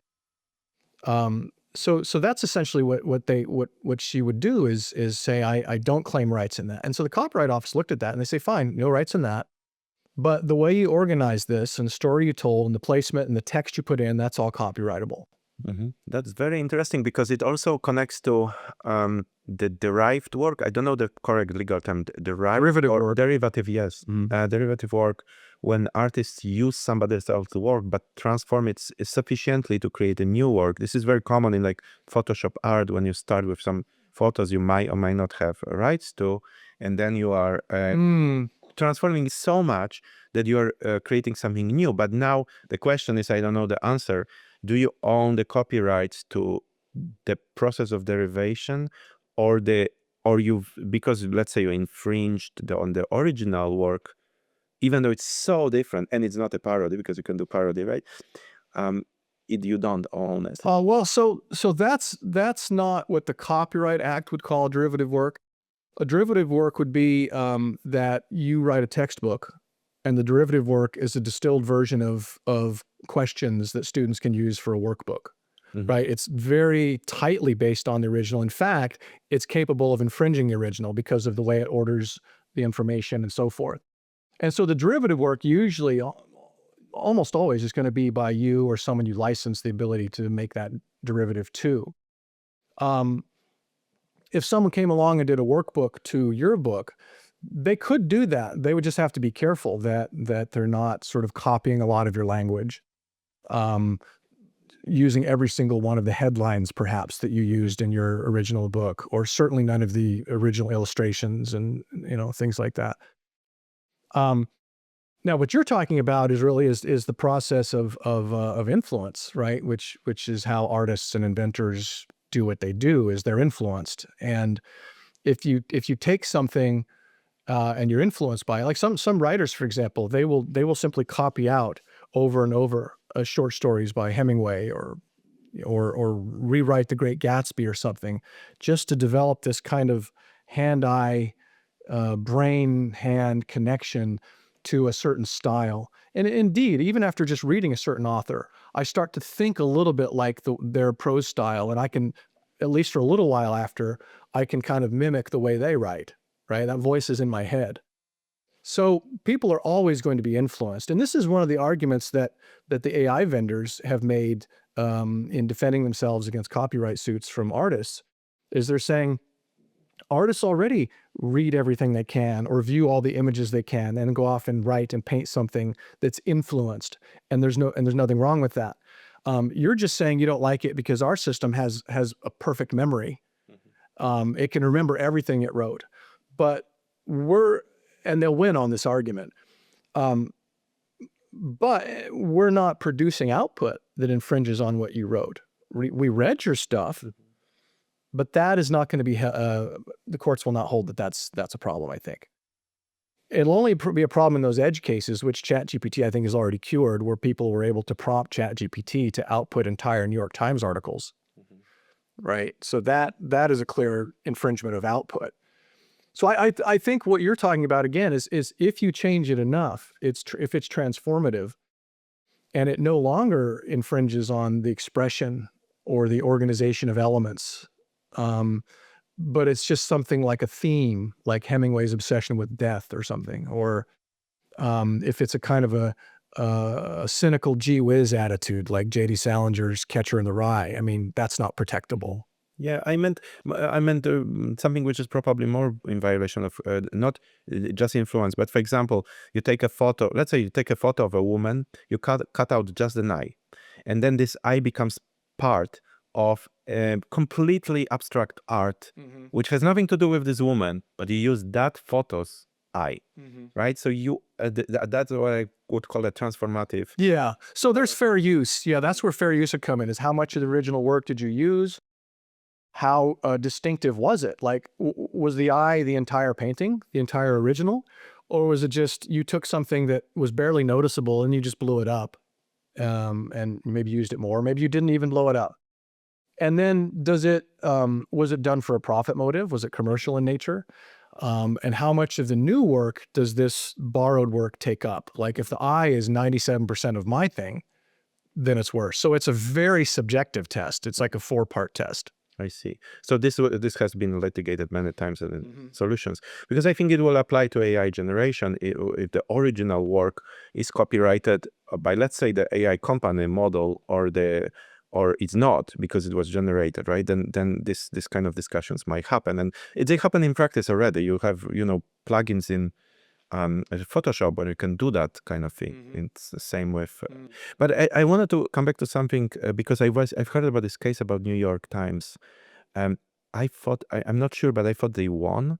They will be paid. So at least maybe they didn't win the case, but they are going to be paid by OpenAI for using their articles database, like $60 million a year or something. I know they were talking about a deal like that either before they filed suit or they did after they filed suit as well.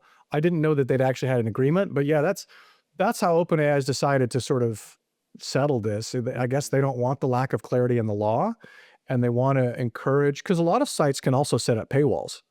They can set up anti-bot walls that keep the LLM vendors from scanning their site. And so I think they're thinking, well, to ward that off, let's go to huge content creators like the New York Times and Reddit and Wikipedia and whatever, and let's just cut deals with them. I don't think Wikipedia is one of them, but so yeah, they were in negotiations. I don't know if they decided to make an agreement or not. That's like separate from the copyright. It's more agreement between them. So it's a permission to use for practical purposes, because that opens, I thought that opens an avenue for literally anybody to claim that if New York Times is paid because the AI, part of AI training. No, it doesn't set a precedent. I see. One thing that's interesting about those cases, though, is that if you were an employee at the New York Times, let's say from the 1940s until last week when the deal was done, and you were writing articles and you assigned your copyright by contract called a work for hire. You assigned your contract to the New York Times, and they own the copyright to your article. And you think, in all the previous decades, well, the salary they give me is enough. I see what they're earning. I see what the newspaper industry is like. I see how this is going to be used. It appears to be used. This is a reasonable trade. They pay me $75,000 or $125,000 a year, and they can have the copyright. Now, what you're seeing is a lot of these artists are seeing that, okay, the New York Times and Reddit are doing deals, and then they look at the Reddit contract and like, oh my God, they own the copyright to something I wrote, and so forth. And now they're a little surprised because didn't seem like it was going to be that big a deal when they gave up that right. So at some point, those companies may have to turn around, just as AI did a deal with them. They may have to do a deal with their content creators, because ultimately you discourage the creation of content on your platform. And that's the same problem with not compensating all of us generally. Like, I'm not on Reddit. I don't write for New York Times. I'm not part of any group that has enough negotiating leverage to get me royalties on stuff that I've written. But that could change the internet subtly over time, where if a search engine doesn't yield my article, what incentive do I have to write an article? If people are using ChatGPT or even Google, and they're finding content that borrowed slightly from mine and 5,000 others, so I can't really, it's not a copyright issue. And maybe I should only get 1/3 of a 1/10 of a penny each time that's read, but should it be zero? That's going to be the question.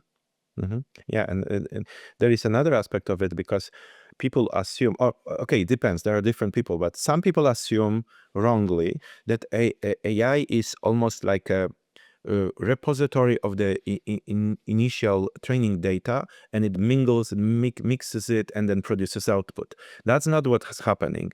AI is like a brain. It is stimulated and modified. The weights in the neural network are modified by the input, but the input does not stay.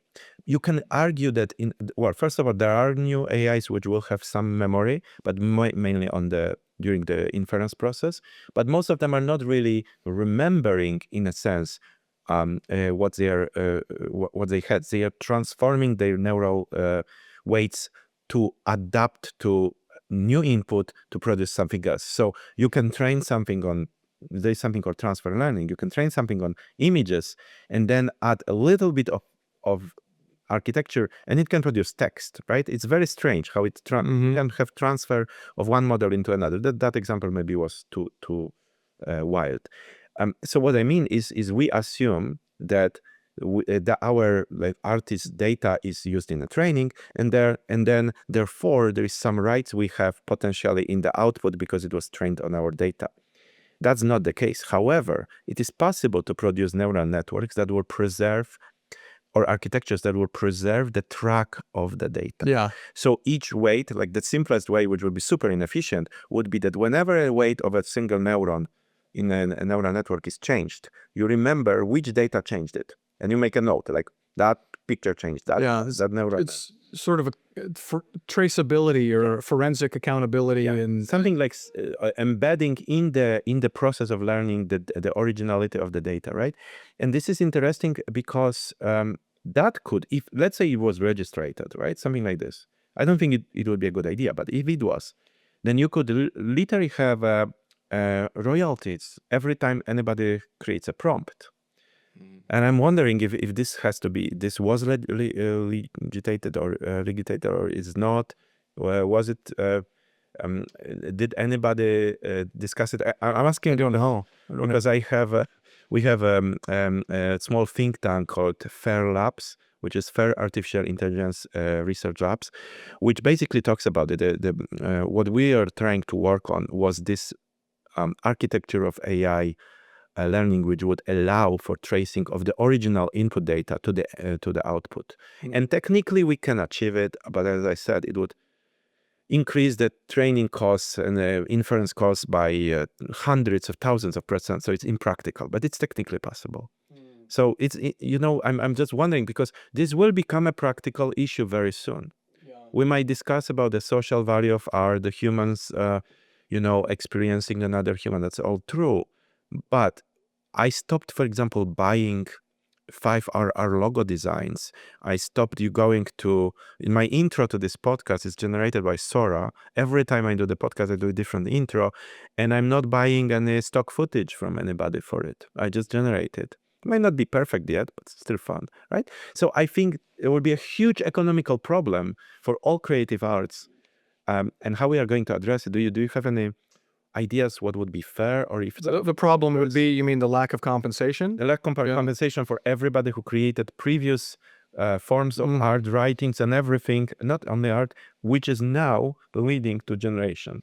Yeah, well, I think one solution is that creators start to go places that promise them more rights. For example, a number of people left places like Facebook when Facebook said, if you've got it on a public setting, we own it. We can train on it. I think if you're just showing your Facebook post to friends, that's the signal to Facebook that they shouldn't train on it, because it's not the wide web, right? It's people can't get to my friend post. It's behind a paywall, a wall. But they say, look, if you're just posting it for the public, for everybody, this is how our system works. That's on the internet, and anything on the internet is fair game. So some people left Facebook and then went to some other competitors who, honestly, at this point, they're going to start small. I think they just don't have the same market penetration, these competitors to Facebook. But I think that's one thing, is that platforms develop that start to say,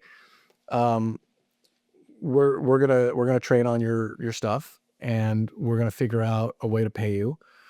It could be that we just assume that whatever you've done, we've trained on, and it's equal value. So we're just going to pay you for whatever output, words that make sense and so forth, especially if we can prove that it's yours. And then we'll set up blockchain or something so that whenever this is trained on or used by some other person that's paying us money, you'll get a very small royalty, like Spotify gives people very small royalties, right? Although the question is, given how little huge bands make on Spotify, I'm not sure that's the right model.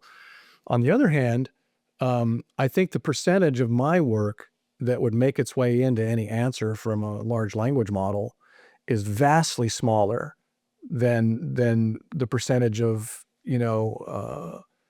Adele that is played on Spotify. She should be getting paid probably a lot more than if I have some content that it's only used by in sort of the statistics among the words I used, and it's in a sea of other stuff, and they're not looking at my expression per se and my inventiveness and those sorts of things. They're just looking at the relationships among the words.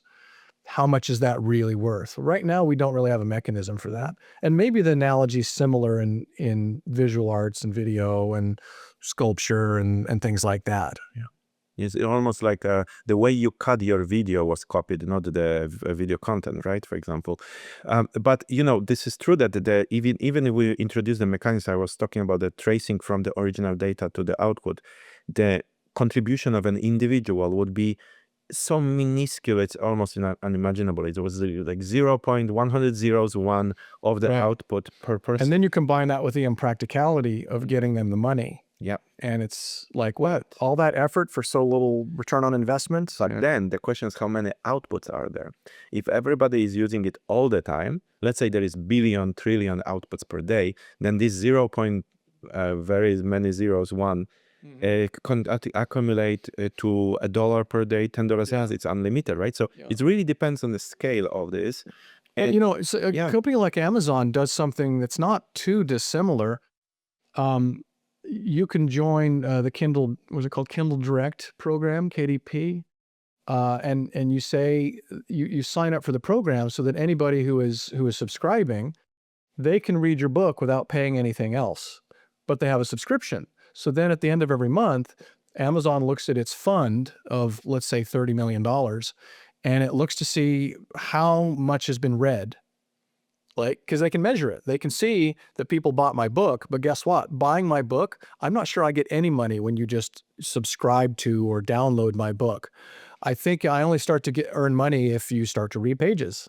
And so it looks at how many pages of mine were read as a function of the total. And then it says, here's your percentage. It's very small. Here's $17.40, but, or whatever, So things like that, we have the ideas. The tracing is the hard part too. They can trace it because it's a different system. Yeah, this is, I have exactly the same experience. I'm writing children books. I don't know what I do. I saw that. So I did that, participated in the Kindle program. And honestly, for me, since I'm not popular writer and not many people buy it, it's better deal than trying to get individual sales. So it's a cool, maybe it actually promotes the lower players in a sense. I don't know, but it seems it's still not a good money. It's just, it's interesting mechanism, and maybe something like this could be introduced for that. So that is very interesting. It seems like there will be so many legal challenges, solutions which will have to come as a humanity we cannot even imagine. So moving on to another topic, beside being a very successful lawyer, you're also a writer, and you wrote the book about your relationship with your mother. Maybe you can tell us about this. Yeah, it's called Ordinary Magic. The subtitle tells you a lot what it's about. It's promises I kept to my mother through life, illness, and a very long walk. That walk is the Camino de Santiago. The illness was ovarian cancer. Life was, she was essentially a single mother who did an amazing job in very difficult circumstances. And the book is a kind of love story at the end of life. It's about my desire to, I remember decades before she died, she used to volunteer at a sort of a nursing home or something like that. And I can still hear her saying, just so distraught, just saying, no one comes to see some of these people. They're just completely alone. Nobody comes to see these people. And she had just enormous compassionate heart. And so when her cancer came back, she'd was diagnosed in 1999 after 3 misdiagnoses. She had surgery, did chemo. It was awful. It gave her 10 or so years. she thought somehow, maybe the power of magical thinking, that if you got past a certain number of years, like maybe it was 5 or 7, that you were done with it. I don't know how she developed that belief, but it's unfortunately not true with ovarian cancer. So in 2010, she was diagnosed with a recurrence of the cancer, and she went on this. Just what can I do? I don't want to do chemo right off the bat. Don't want to do surgery right now. Don't want to do radiation yet, especially if it's not going to help. So she did things like she radically changed her diet. She cut out all the sugar, she cut out red meats, just various things like that she had read would be helpful. But one day she saw this documentary. Well, first a feature film in German on her satellite TV that she got with all these German channels. And it was about a father and a daughter who walked the Camino de Santiago in Spain and reconcile, I guess is the idea. They were estranged and they reconciled. And so it was, had an emotional element. And then there were right after that, there was a documentary that came on that really showed the Camino itself and the history of it and so forth. And she was, she's German. She loves Europe. She loves the history of it. And she called me up and she said, I want to do this, and some friends already have said they will and so forth. And it was not a good time for me. I'd just been laid off after the recession. I was getting divorced, trying to handle that. I knew I needed to leave the fairly rural Oregon town where I lived and go out and find a job somewhere. And I was just like, this is just not a good time. But the whole book really came from the realization that these were the choices that that I would remember. These are the kind of choices that you remember. Did I go with my mom when she wanted to do that thing, when she didn't want to deal with all the cutting and poisoning, as she characterized the doctor's advice?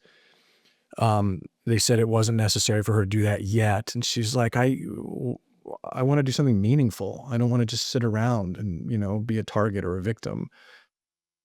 And so I understood that, and I'd read a lot of the research in positive psychology, as it's called, that what some authors in one book called Ordinary Magic, they called it Ordinary Magic. And that is things like gratitude and meaning and love are ordinary in that they're all accessible to us. We can all practice them, do them, try them. They don't cost something. They don't require like significant education and so forth. They're ordinary. And they're magic in their effects, in stronger immune systems, greater resilience, the ability to bounce back from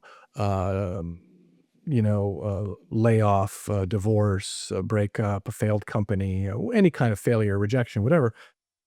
Gratitude, love, other forms of positivity like awe and serenity and curiosity.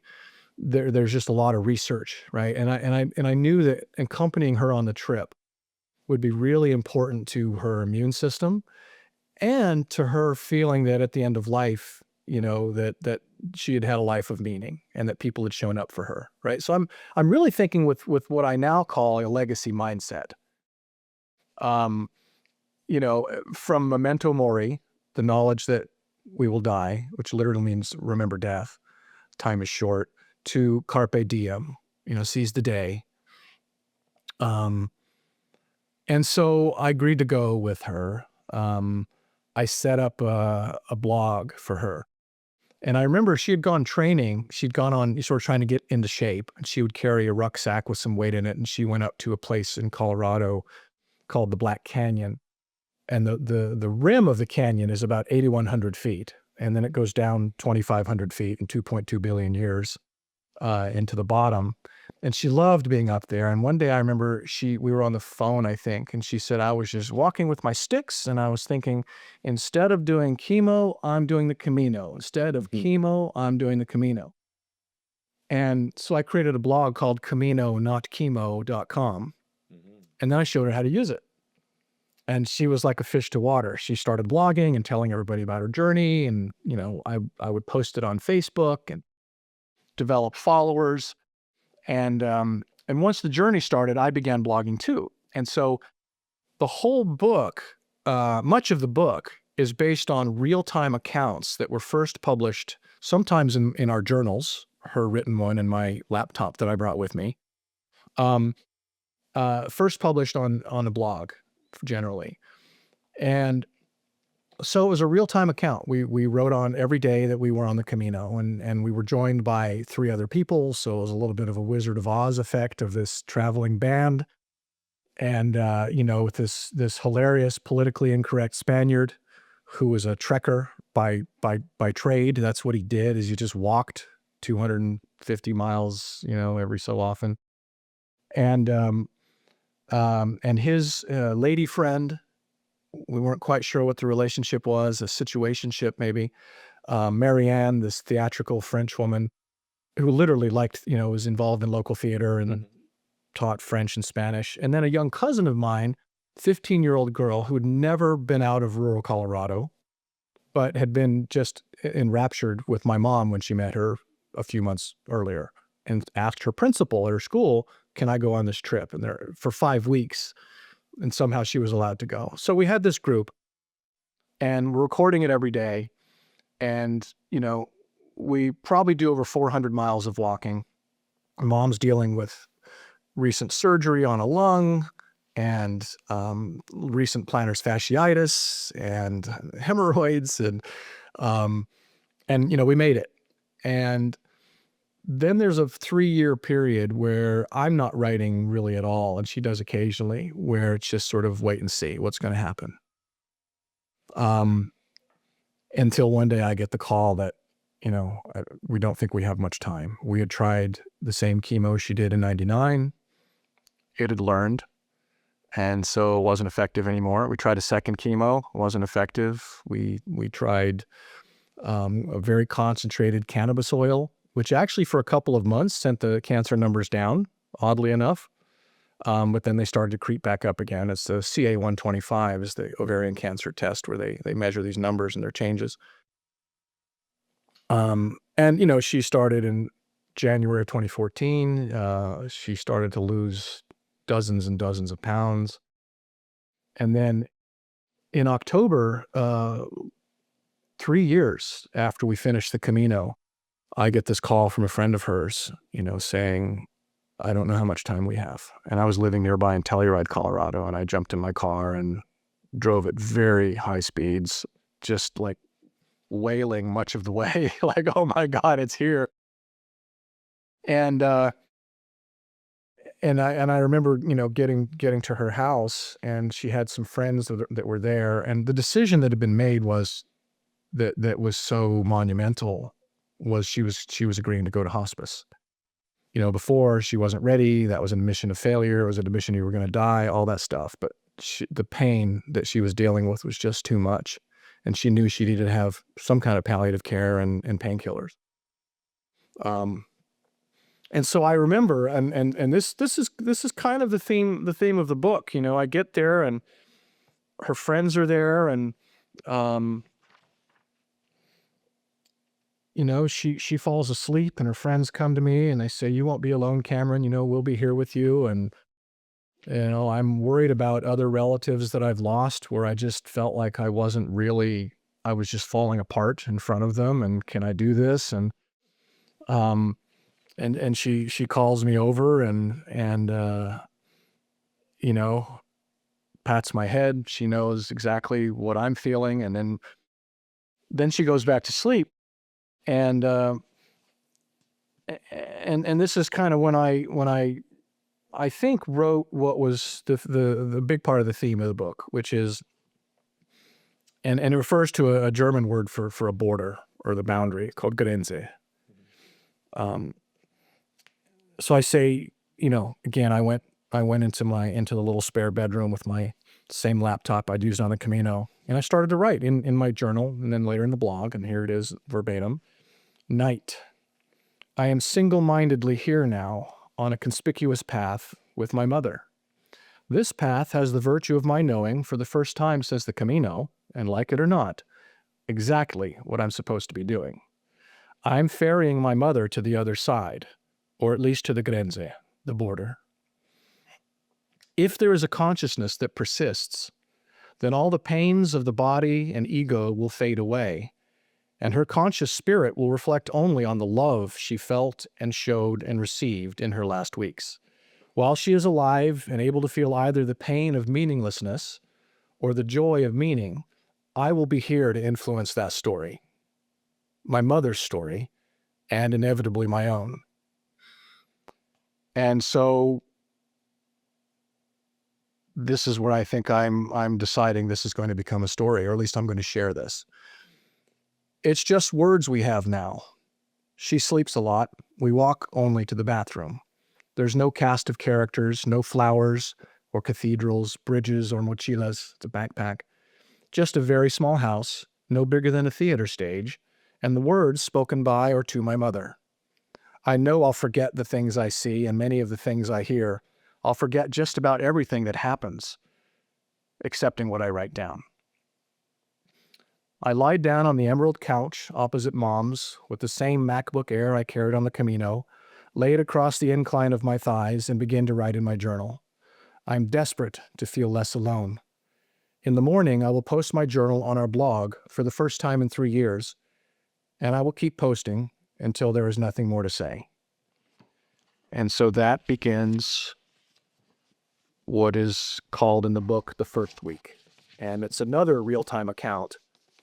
And I think one of the few, if not only, real-time accounts of the end. In other words, not written after the fact with some guru mind, or now I'm an expert, or look at me on the other side, but following a consciousness as it goes through that terror and the sadness. Can I do this? How do I show up? What's normal? How do I talk to a dying person? I thought I want to record this, and maybe it can help people with their own journeys. And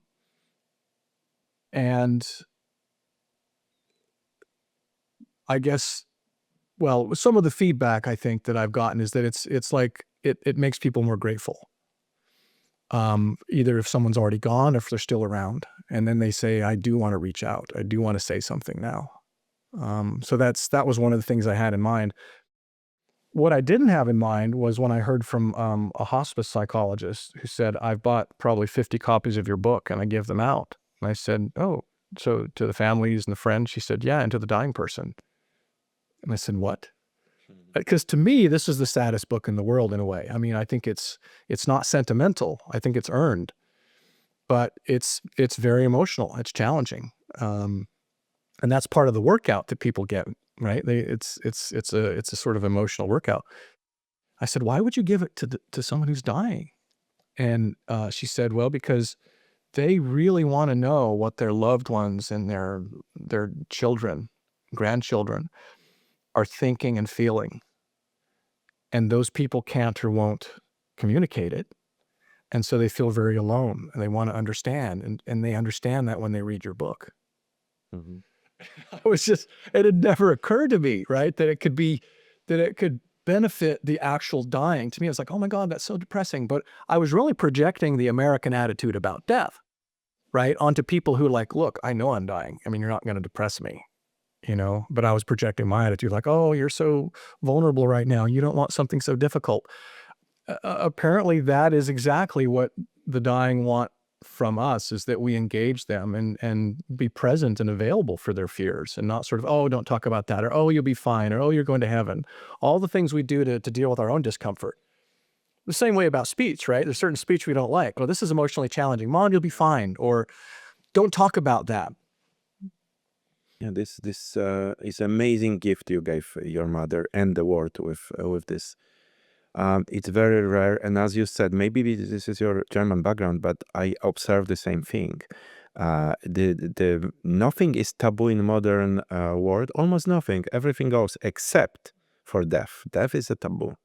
We want to forget that it exists. We don't admit it. And I used to be like this too. I thought, I was thinking, how would I like to die? Or preferably quickly and not knowing about it. That was my choice.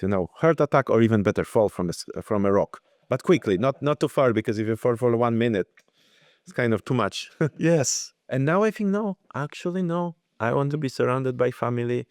You want preferably on the much. Yeah, that's enough to talk with everybody, to close things, and preferably not too much pain. Of course, that's usually, unfortunately, correlated if you're not dying suddenly, but at least to have this closure. And another thing which is fascinating, you said it, I think, indirectly or maybe even directly, is the legacy, right? There is a lot of talk about legacy. People want to create legacy, and what usually they mean, as far as I understand, is, let's say, a piece of art they created, maybe photographs, maybe a memoir, maybe it is, memoirs is a little bit different, but maybe it is the company they are leaving behind, the achievements. But what you're suggesting is the legacy, individual legacy, is a story. That's the most valuable legacy. To create a story for maybe the world, maybe the family, but the story itself is the legacy. Well, and I think the story is always the legacy, because even if you've left behind the memoir or the company or the whatever, the legacy is your story about it, about why that was meaningful. Why was this company meaningful? Because of the blood, sweat, and tears and the resourcefulness and the ingenuity of you and your co-founders and your employees, because of the products and the fact that you helped people out in the world or gave them some comfort or whatever, entertainment, the fact that you employed people. So whatever your values are will create the story. And so this is the thing where the story is malleable. I knew that there were certain interpretations of my mother's life that she felt bitter about and didn't think was, in a sense, a good enough story. It wasn't fair. It wasn't fair that she'd done everything she could and the cancer didn't go away and she didn't want to die and she was otherwise healthy and she ate healthy and she did all these things. So I knew that I was going to influence her story, to talk about what a good mother she was, how beloved she was among her friends. So I found a lot of opportunities to catch her doing things right. To be honest, things I should have been doing all along or would love to have been doing all along, and we don't do enough for our loved ones until, oh, look, there's not much time, right? You get really clear in those moments. There's a wonderful sort of paraphrase from the great literary critics, Samuel Johnson, English, hundreds of years ago. And he said, there's nothing that concentrates the mind like a hanging, right? It focuses you. And that's when you realize that, oh, if you have any empathy at all, you're thinking, what is this person who is near the end thinking? Or what is this person who's in my life now going to think later, if you want to really get into it, right? I think about how my fiancée will feel if I predecease her and I die first. I think about that and I start to plan around that, right? It's like it's projecting your empathy into the future and into another person. So it's an act of imagination. So having a legacy mindset, in some cases it was for, you could say it was for my mother, but it also is an important part of my legacy now, that to think of myself as the person who did that.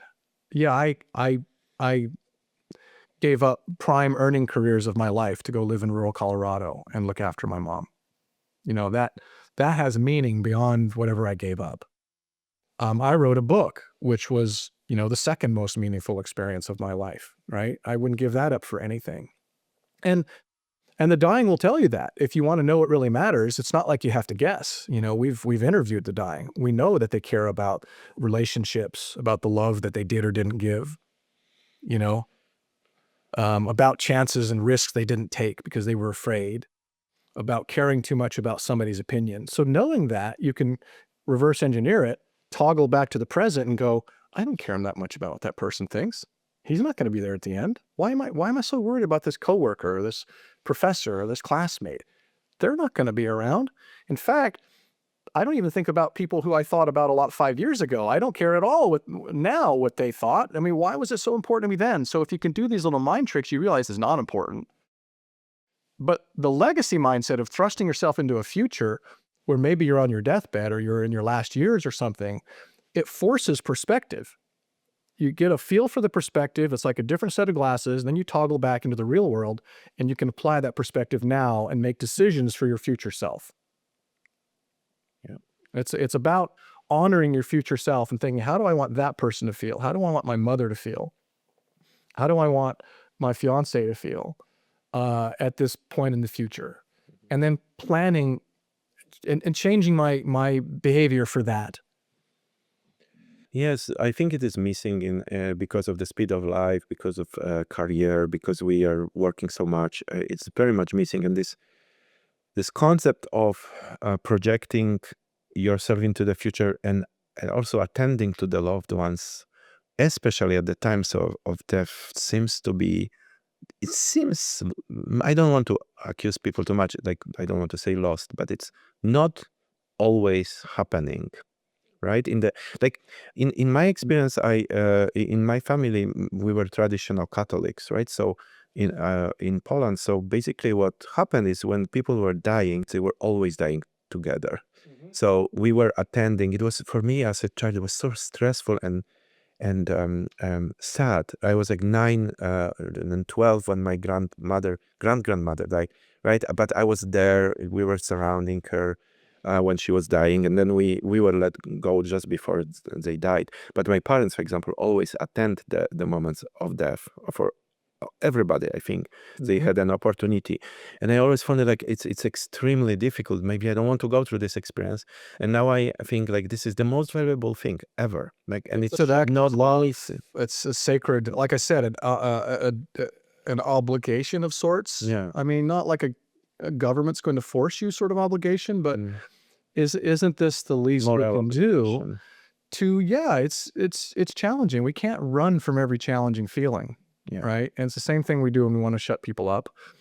We don't want to think about death. We don't want other people to. And so many people don't even let the dying talk about their fears, which to me is one of the saddest things, is to be all alone with your fears because your daughter and your stepson and your granddaughter and your friends don't want you to talk about a time when you won't be here, or don't want you to talk about how sad you are that you won't see them, or you're sad about how they'll feel when you're gone, which is a big consideration for the dying, actually. It's how other people will feel after.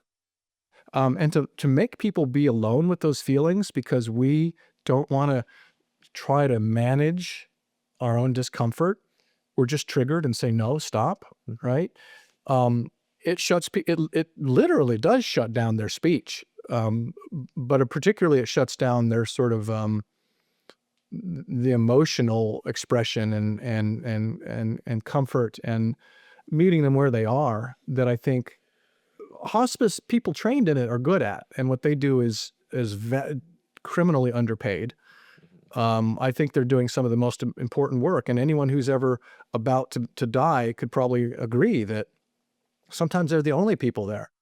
And they're certainly the only people that you know have training to understand how not to shut you down for the most part, and to try to be with whatever you're experiencing, including the crazy talk, right? You don't say, "Oh, that doesn't make any sense, Mom." You say, "Oh, yes, you are seeing the 3 basic colors." My mom, I don't know what it was. There was emerald and green and temerald. I mean, she was just making stuff up, but that's essentially what the dying do. It's like they're at the threshold of consciousness, and they start to use this very poetic, metaphorical, and sometimes nonsensical language to talk about standing at the threshold to a place where consciousness is different.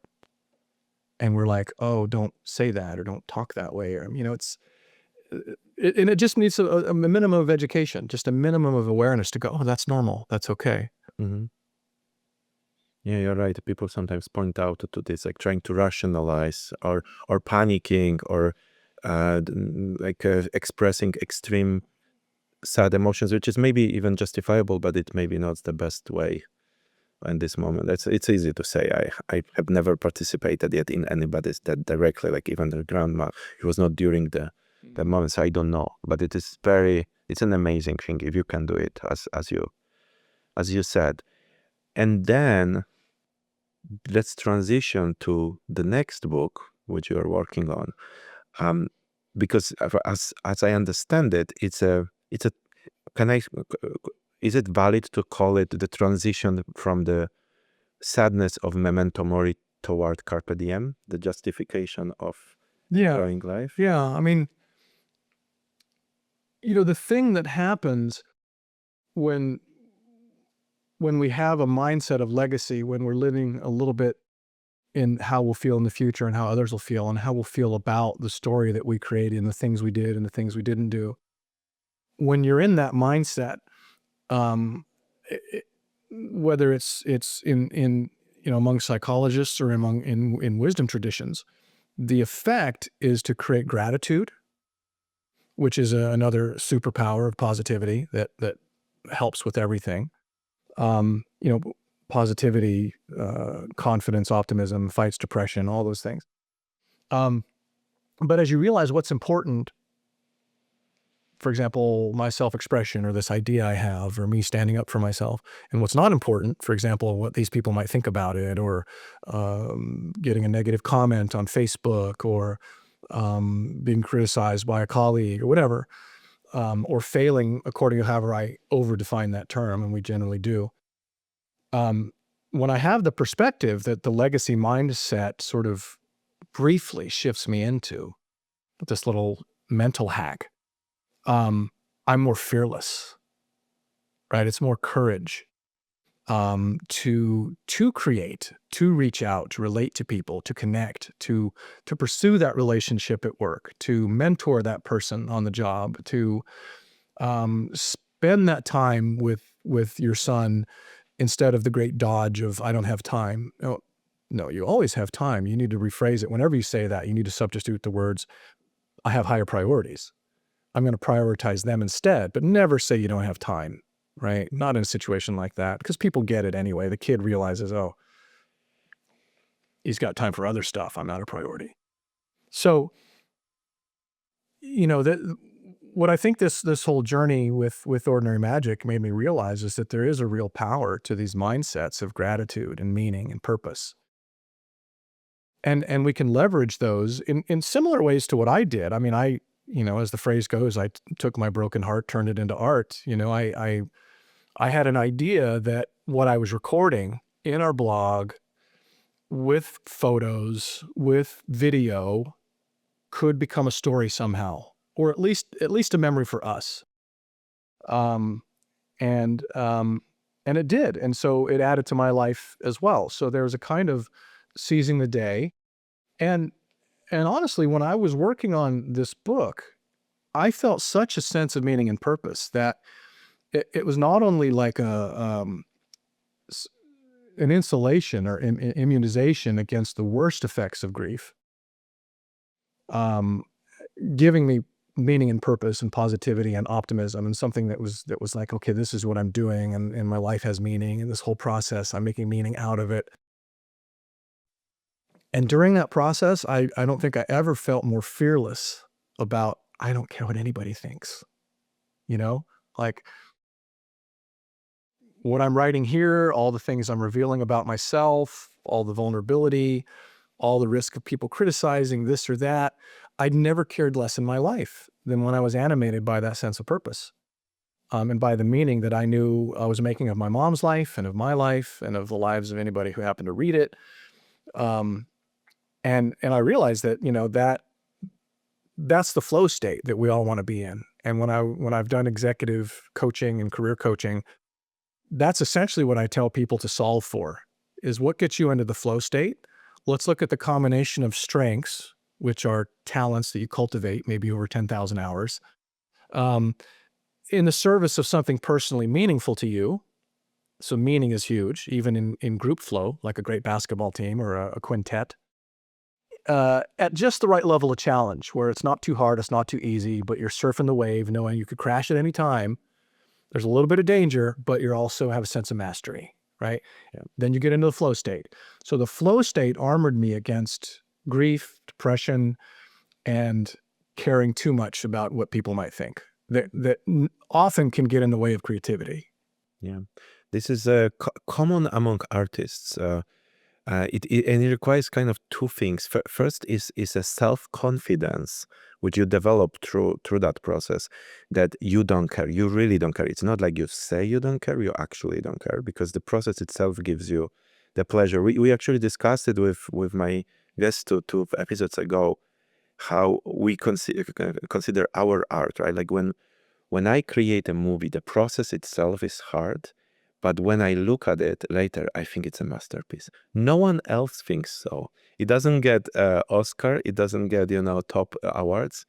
It doesn't matter. This is my little baby, and I love it, right? And I think maybe you experienced similar thing. Yeah, and, You wrote it, and it might be appreciated by the public, might not be. This and depends. this is where I think the authorship does matter. Yeah. If I'm watching your video and have the sense, and this is sometimes where I'm interested in knowing the context of the artist, right? What were they dealing with at the time?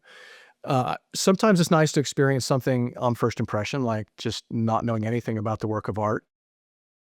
But in order to understand originality and what they're building upon what's gone before, and maybe what obstacles they were facing, sometimes the biography can be interesting. And certainly the fact that you're at least real, that you're at least a human. And now I look at your movie and I think, oh, I'm watching the results of another human being, which can be very exciting if I believe we're all one, who's in a flow state, who has lost complete track of time, is firing on all cylinders. It's absolutely effortless what they're doing. They don't get tired. That's what I'm watching, right? Or that's what I'm reading, is somebody who is in that state. If this book had been produced by AI, it could still be capable of amusing people, moving people, and so forth. But it would be a little bit different, not thinking, oh, someone actually went through this. Someone with a brain I can relate to went through these things and chose to write about it in this way. It would be completely different because we would need to ask the question, what is the value? And then we go to philosophical questions, where the value come from at all, where the value, meaning, purpose, but value, let's say, of a book comes from. Is it the content only, or is it the process of creating it by a human?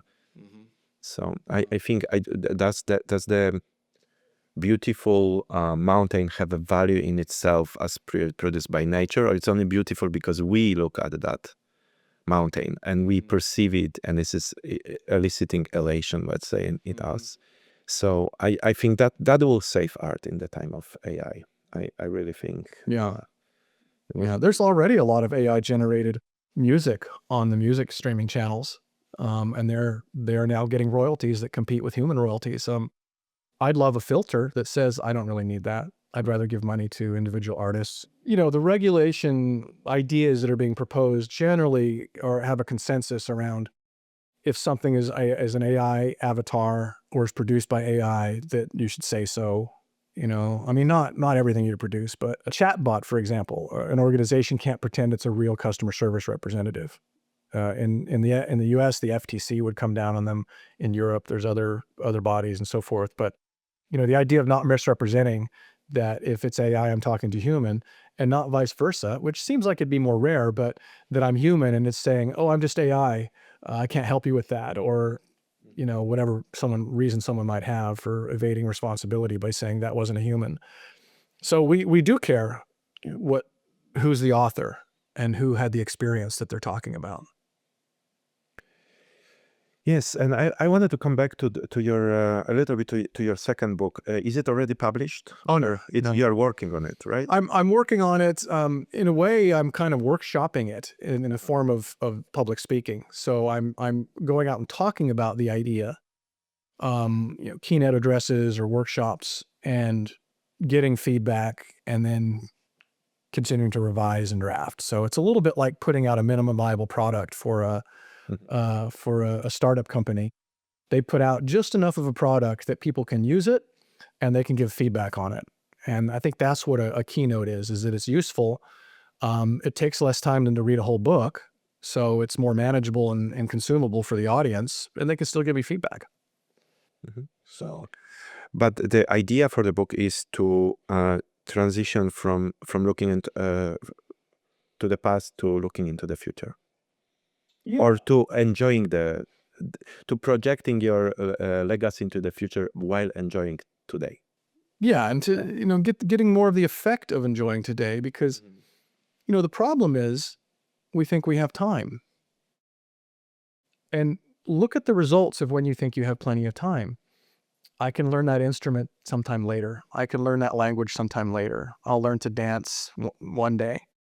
I'll tell this person I love them now and then, but not right now. I'll raise my hand at work sometime when I feel better, whatever. You can put off anything, you know, and this is why nothing concentrates the mind like a hanging. The beauty of that is that you have to break through what I think is an evolutionarily evolved level of denial. Like we have to have a certain level of denial because most of our energies have to go to survival. So it can't be sitting around moping about time is short and death and whatever. But it's been shown that is a very powerful practice. And one of the things that I think brought me back to the usefulness of this in every context, not just regular life, but at work, was Steve Jobs' famous 2005 Stanford commencement speech. And in one part of that speech, he says, "The knowledge that I'll be dead soon is one of the most important tools I've ever encountered to make life's big choices." Mhm. They said, you know, when you see that time is limited and you see what really matters, as I said in the book, the pains of the ego fade away. You don't care as much about what people think and whether it's going to succeed or not by whatever definition. You become more fearless, and you know, as he put it, you lose the illusion that you're protecting yourself from anything. He said you're already naked. And so I thought, well, Steve's not here to talk about why that works so well and to give many different examples and visualizations and tools for temporarily locking into that mindset. But you can toggle back in and out of that mindset throughout the day. You can do it as a more lengthy practice at a retreat, in a meditation, a visualization, a plant medicine journey, or you can do it in terms of writing your obituary, imagining your eulogy, or simply imagining that, you know, like the conversation I'm having right now. At some point we take our whole experience for granted, or we say this isn't good enough. So if I stop and I go, imagine that you're looking at this scene, you're remembering it from your deathbed, and you know, the sort of nowness of being in this room with these books and these lights and these cameras and with having this conversation with you, and maybe it's the only such conversation we ever had, and I can see it a little bit with the eyes of nostalgia now, and I can see like your intelligence and your good faith and your curiosity, and I'm feeling grateful for that, and you know, and so I can start to experience the nostalgia in the moment, toggle back to the present, and appreciate this moment more. And then create more moments like that I will then have to remember later when I look back and think, did I have a good enough life? And have less fear of getting to the end, and that fear of feeling it didn't matter, it wasn't good enough, and so forth, right? We don't want that. So how can we build in some protection against that now? It's to start toggling into that mindset of how will you feel about this at some later time when you realize this was the only time this ever happened. Mhm. Yeah, I wonder if this reflection has to always come later in life. It seems like young people generally never think this way. They think they have so much time, and it's not necessarily always true, right? You can die anytime. And then there is so much time wasted on bullshit like fame, right? This is one of the biggest bullshits. Yeah. Or even worse, because not practical in terms of finances, fake fame, like having 1 million views on TikTok, or I don't know, 100,000 subscribers on YouTube. You're not famous when you have 100,000 subscribers, because there's 100,000 people who have 100,000 subscribers, right? So it's even fake, right? So and by the way, I have these conversations. I have no objective hope of getting a lot of subscribers. I really did it because But you better sign up. yeah, of course. But if you don't, then you know. And the point is, I would love to have, but the point is that I love the conversations. I'm doing it for conversations. I have like zero, even hope, but not hope is not a good word.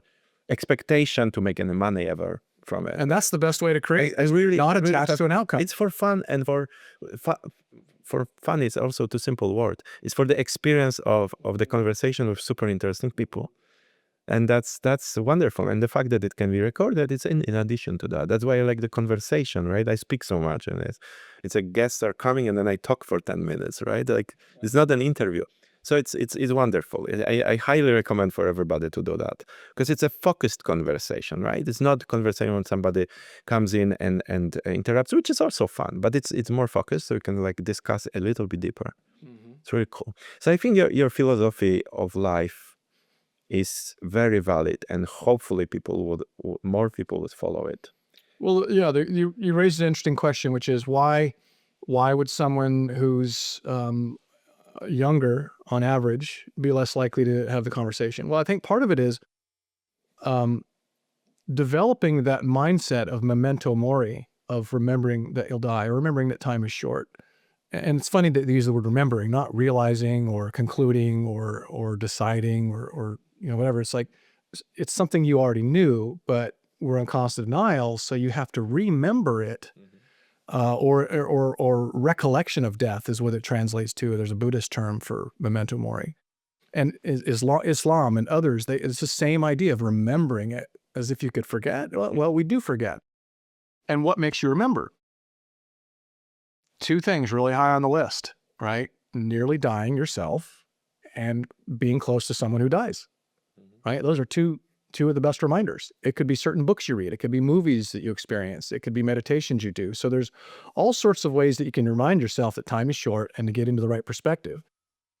If you're open to that and you're not running from it, right? If you think it's morbid and you try to cancel the whole conversation right there with that judgment, or depressing or whatever else, we do to shut down what's sort of mildly, I don't even know that it's unpleasant, to be honest. I mean, I find it's kind of a great relief to think to talk about what matters and what I want to matter in other people and what my priorities should be. But so young people on average have sort of experienced less physical decline, fewer batterings of their own system where they almost died, fewer of their friends have had that happen, fewer of their relatives have had that happen, right?